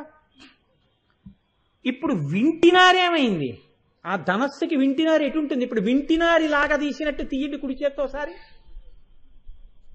తీస్తుంటే ఈ ఎక్కడ ఆయన పట్టుకున్నారో వింటినారి కూడా మీకు లేనిది కనపడదుగా, ఈ చెయ్యి అడ్డేస్తోందిగా. కాబట్టి ఇప్పుడు ఈ ముక్కు దగ్గర వింటినారి లేదని మీరు ఎలా అనగలరా? చెయ్యి అడ్డుతోంది కాబట్టి మీకు కనపట్టలేదు తప్ప చూపుల చేత వింటినారి కూడా ఉంది వెనకాల. ఇప్పుడు అమ్మవారి కనుబొమలు ఒక్క ధనస్సు అయిపోయాయా అయిపోలేదా? ఎప్పుడైపోయాయి? ఇప్పుడు కూర్చోండి. గోపి గారు, గోపి గారు ఒక్కసారి రండి. మీరు ఇవాళ అందరికీ అర్థమయ్యేటట్టుగా ఇంత బాగా చేసినందుకు నేను వేసుకున్న అమ్మవారి ప్రసాదంగా మీకు చక్కగా కూర్చోండి. కాబట్టి మీరు అలా నించోబట్టి అందరికి అర్థమైంది. గోపి గారు తీసుకెళ్ళండి, చక్కగా కూర్చోండి. సవ్యేతరకర గృహీతం రతిపతే. ఇప్పుడు కుడి చేత్తో పట్టుకున్నాడా ఎడం చేత్తో పట్టుకున్నాడా మన్మధుడు అని అడిగారు అనుకోండి, ఎలా పట్టుకుంటాడు? ఎడం చేత్తో పట్టుకున్నాడు. కానీ నేను మీకు చెప్పేశాను కాబట్టి ఇంత తేలిగ్గా మీకు ఉంది. కానీ ఇది అర్థం చేసుకోవాలంటే ఈ శ్లోకాన్ని, అమ్మవారి కనుబొమల మధ్య భాగాన్ని మన్మధుడు ఏ చేత్తో పట్టుకున్నాడు అన్నది ఇక్కడ ధ్యానంలో మీరు చూడాలంటే, కుడి చేత్తో పట్టుకుంటే ఏమి ఇబ్బంది, ఎడం చేత్తో పట్టుకుంటే ఏమి ఇబ్బంది, అట్నుంచి పట్టుకుంటే ఏమి ఇబ్బంది, ఇట్నుంచి పట్టుకుంటే ఏమి ఇబ్బంది, ఇన్నిటిని మీరు చూడాలంటే మీరు లోపల ఎంత ధ్యానమో చేస్తే సవ్యేతరకర గృహీతం రతిపతే, ఏ చేత్తో పట్టుకున్నాడు అన్నది మీకప్పుడు అర్థమవుతుంది. ఇప్పుడు మీరు ఆలోచించండి, అమ్మవారి కనుబొమలు చమత్కారంగా మీకు తెలియకుండానే, ఇది కనుబొమలు కాదు ధనస్సు అన్న భావనతో మీరు అందులో చొప్పించి మన్మధుడి చేతితో సహా చూసేశారా? ఆ చూసేయడం వల్ల ఏమైందో తెలుసా అండి? నేను పరమ సత్యం చెప్తున్నాను. మీకు భయంకరమైన భయం కల్పించగలిగినటువంటి పెద్ద పాపరాశి ధ్వంసం అయిపోయింది ఆ క్షణంలో. ఇది ఆ నామం యొక్క ప్రయోజనం. వదనస్మరమాంగల్య గృహతో రణచిల్లిక అని ఎందుకన్నారంటే, ఆయన భయాన్ని ఎలా తీర్చిందో అలా మీ అందరి భయాల్ని కూడా తీర్చగలిగినటువంటి అమ్మ. ఇది చెప్పడం కోసమని ఆ తల్లి రెండు కనుబొమలు ఒక ధనస్సు చెయ్యి అని శంకరాచార్యుల వారు ఇంత గొప్ప స్థితిని మనకి అందించారు. కాబట్టి చూడండి, అంత గొప్ప స్థితిని, ఇంతమంది భయాన్ని తీయడానికి ఆవిడికి అధికారం ఎంత గొప్పది. ఇప్పుడు ఇంకో ప్రశ్న వస్తుంది కదండి, ఏమంటే ఆవిడ అంత తేలిగ్గా తీసేస్తానంటే, కనుబొమలు చూసినంత మాత్రం చేత భయం తీసేస్తానంటే అంత శక్తి ఆవిడలో ఎలా వచ్చింది అంటే, ఆ కనుబొమల కదలికలకి అన్ని వ్యాపారాలు జరుగుతాయన్నారు శంకరాచార్య. ఇప్పుడు నోటితో చెప్తే చేశారనుకోండి ఒక స్థాయి, నోటితో చెప్తే వింటలేదని కాగితం మీద పెట్టారనుకోండి ఒక స్థాయి, కాగితం మీద పెట్టినా వింటలేదని బలవంతంగా చేయించారనుకోండి ఒక స్థాయి, ఏమీ చెప్పకుండా అనేటప్పటికి జరిగిందనుకోండి ఆయన అధికారం వేరు కదండి. ఆయన అసలు మాట్లాడరండి అంటారంతే, పనులు అయిపోతాయి. కనుబొమ్మలతో చేయిస్తాడండి, కనుసైగతో పనులు జరుగుతాయి. ఆయన శక్తి అది, అలా నడిపిస్తాడు రథాన్ని అంటారు. కనుబొమ్మ కదలిక చేత చేయించడం, ఆజ్ఞాపించడం ముఖంలో ఒక్క కనుబొమ్మకే చెల్లు, ఇంకే దేనికి ఉండదు ఆ శాసకత్వం. మీరు చాలా జాగ్రత్తగా చూడండి. నేను నా పెదవితో మిమ్మల్ని కూర్చోమ్మని కానీ, ఏం సంగతి అని కానీ, నా పెదవితో కానీ, ముక్కుతో కానీ, కంటితో కానీ నేను అనలేను. ఏమిటి ఆ పిచ్చి పిచ్చి వేషాలు అనవలసి వచ్చింది అనుకోండి సభలో, ఇలా చూసి అన్నామనుకోండి సత్యవాణి గారిని, అంటే ఏమిటి ఆ పిచ్చి పిచ్చి వేషాలు అంటే, అమ్మ మీరేం చేశారని కాదు సుమా, అమ్మ మీరైతే ఏంటంటే నా కూతురు లాంటి వారు, స్వతంత్రంగా అనొచ్చు, అందుకని అన్నాను అనుకోండి. ఏమిటది, వెంటనే ఏదో పొరపాటు జరుగుతోందనమాట అని ఆవిడ అప్పటిదాకా ఏ సెల్తోనో ఆడుకుంటున్న ఆవిడ జాగ్రత్తగా సెల్ పక్కన పెట్టేసి బుద్ధిగా కూర్చుంటారు. అంటే ఇప్పుడు నేను ముఖంలో దేనితో అలా కదిపితే శాసించగలిగాను అవతల వారిని, కనుబొమ్మతో చేయగలిగాను. ఇది ఒక్క కనుబొమ్మ యొక్క కదలిక చేత నియంత్రించగలను నేను, అవతల వారి యొక్క నడువడిని శాసించగలను. ఎంత స్థాయిలో శాసించగలను? నా యందు వినయం ఉంటే అవతల వారు నా కనుబొమ్మ కదలిక వింటారు. నేను అన్నాను అనుకోండి, ఆవిడ సెల్ ఇలా చూపించి అందనుకోండి, అప్పుడు నా బతుకేమైనట్టు మీరు ఆలోచించండి. నేను ఇది పట్టుకుంటే నీకేమైనట్టు అని అడిగింది అనుకోండి, అప్పుడు నేనేమైనట్టు? ఆ కనుబొమ్మ కదలికకి నేను పాడైపోయినట్టు కదండి. అంటే నా చేత శాసింపబలవలసినటువంటి వ్యక్తి కాని వారిని నిష్కారణంగా శాసించాను, నా మర్యాద భంగం అయింది. అంటే ఎవరి మీద పడితే వారి మీద కనుబొమ్మలు ఎత్తడం కుదరదు. ఎవరు నువ్వు కనుబొమ్మ ఎత్తితే వారు వింటారో వారి మీదే కనుబొమ్మలు ఎత్తాలి, అంతేగాని అందరి మీద కనుబొమ్మలు ఎత్తితే నీ మర్యాద పోతుంది, వాళ్ళు ఎత్తితే కదండి. అమ్మవారికి కూడా అలా ఉంటుందా? అయ్య బాబోయ్, కనుబొమ్మలంటే ఎంత దూరం వెళ్ళారండి. అందుకని వదన స్మరమాంగల్య గృహతో రణచిల్లిక, ఆ కనుబొమ్మతో ఎంత దూరం వెడుతున్నారో చూడండి. వశిన్యాది దేవతలు ఎంత దూరం వెడుతున్నారో, వ్యాసుడు ఎంత దూరం వెడుతున్నారో చూడండి. శంకరాచార్యుల వారు, శంకరులు అన్నారు, ఆవిడ ఇలా అంటే ఏమవుతుందో నీకు చెప్తాను వినన్నారు.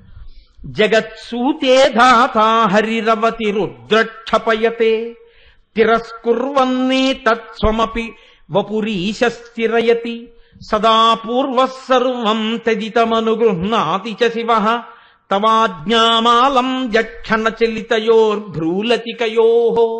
భ్రూలతికయోః, తీగలా ఉన్నటువంటి ఆవిడ కనుబొమనిట ఆవిడ ఇలా కదుపుతుందిట.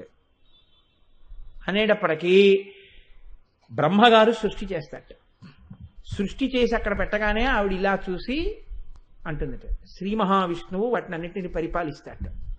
ఆవిడ రుద్రుడి వంక చూసి అంటుందిట. బ్రహ్మగారిని విష్ణువుని సృష్టిని కలిపి రుద్రుడు తనలోకి తీసుకుంటాట. ఇప్పుడు ఆవిడ బ్రహ్మగారిని విష్ణువుని రుద్రుణ్ణి కలిపి ఇలా అని అంటుందిట.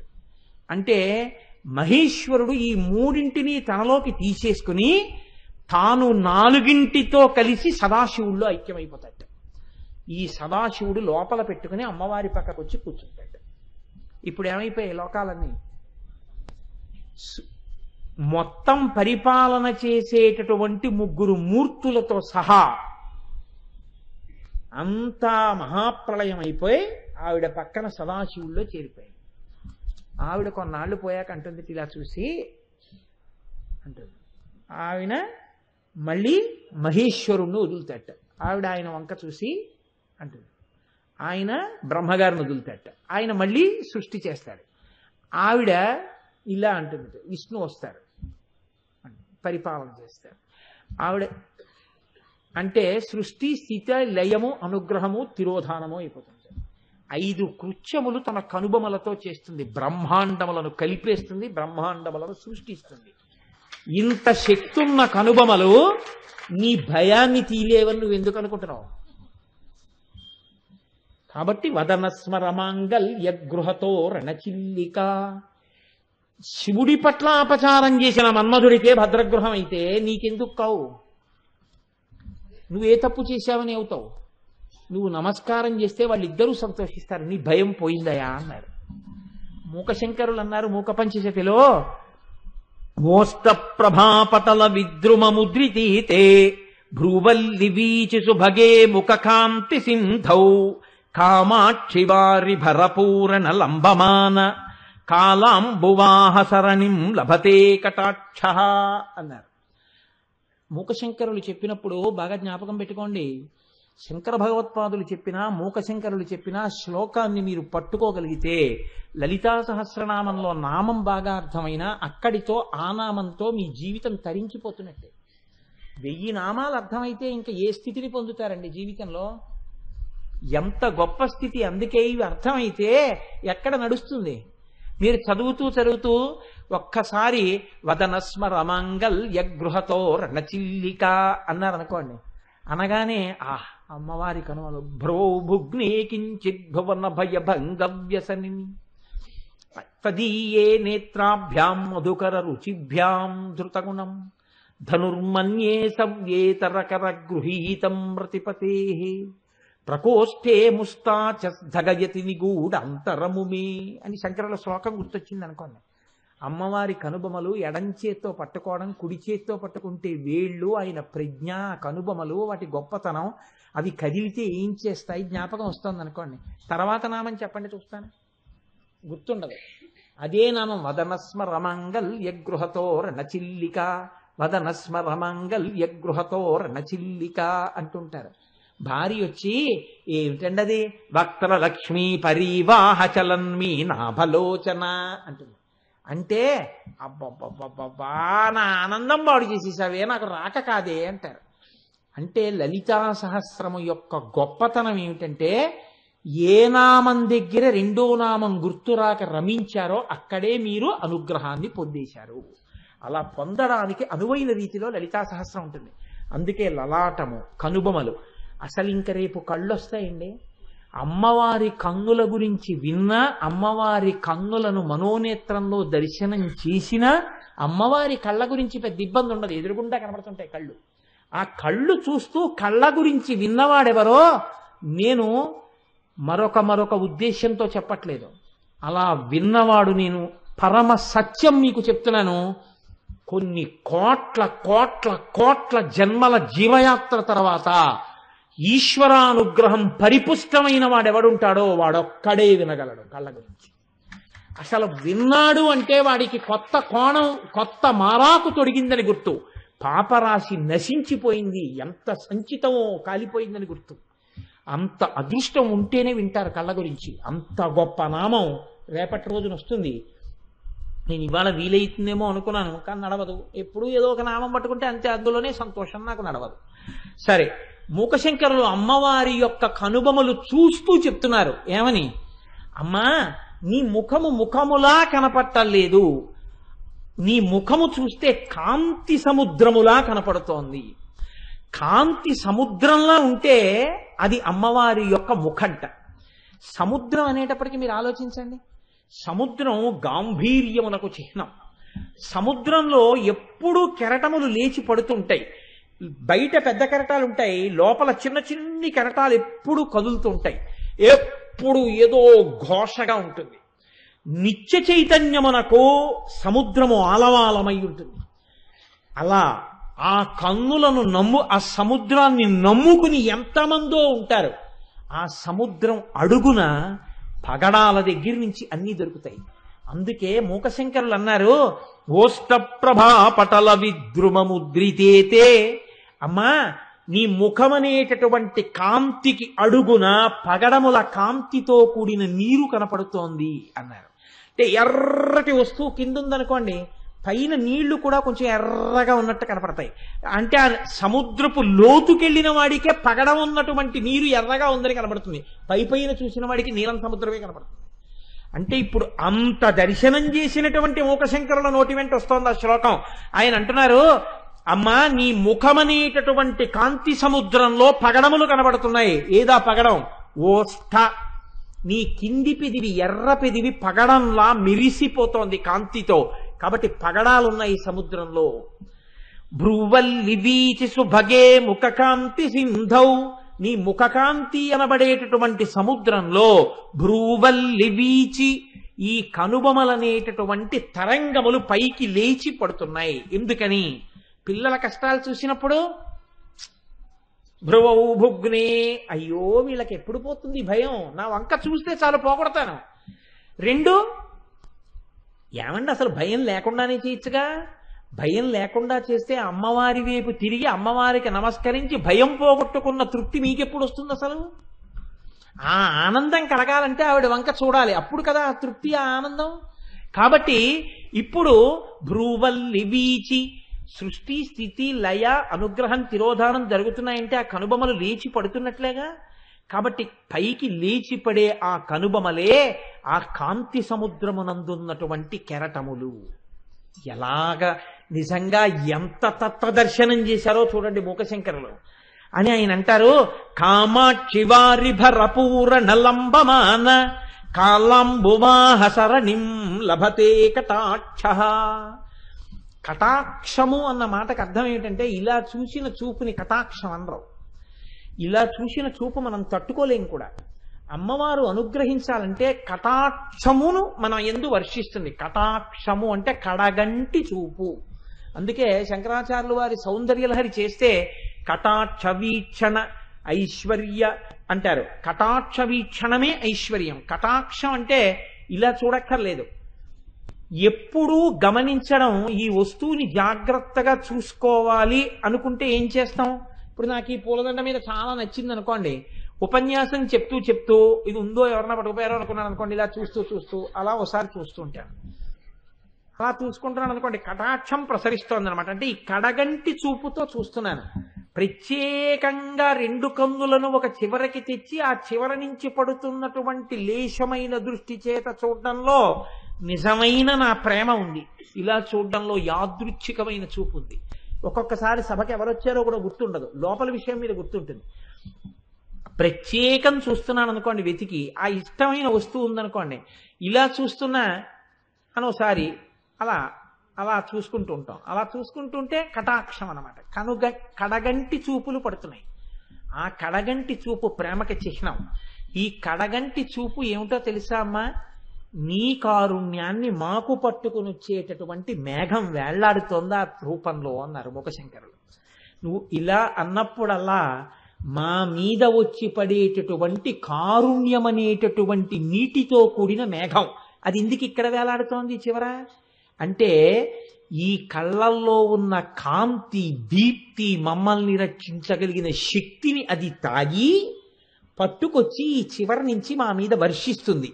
మేఘం ఎంత అపేక్ష లేకుండా వచ్చి వర్షిస్తుందో నీ కటాక్షం అనేటటువంటి మేఘం కూడా మా మీద అలాగే వర్షిస్తోందమ్మా. అందుకని నీ కనుబొమలు అందులో నిత్య చైతన్యమునకు సూచికలై పైకి లేచి పడుతున్నటువంటి తరంగములు అన్నారు. ఒక్కొక్క మహానుభావుడు ఒక్కొక్కలా దర్శనం చేసి తరించిపోయారు. కాబట్టి ఏ కోణంలో చూసినా అమ్మవారి యొక్క కనుబొమల దర్శనం మీ భయమును పోగొట్టగలిగినటువంటి శక్తి కేంద్రములు.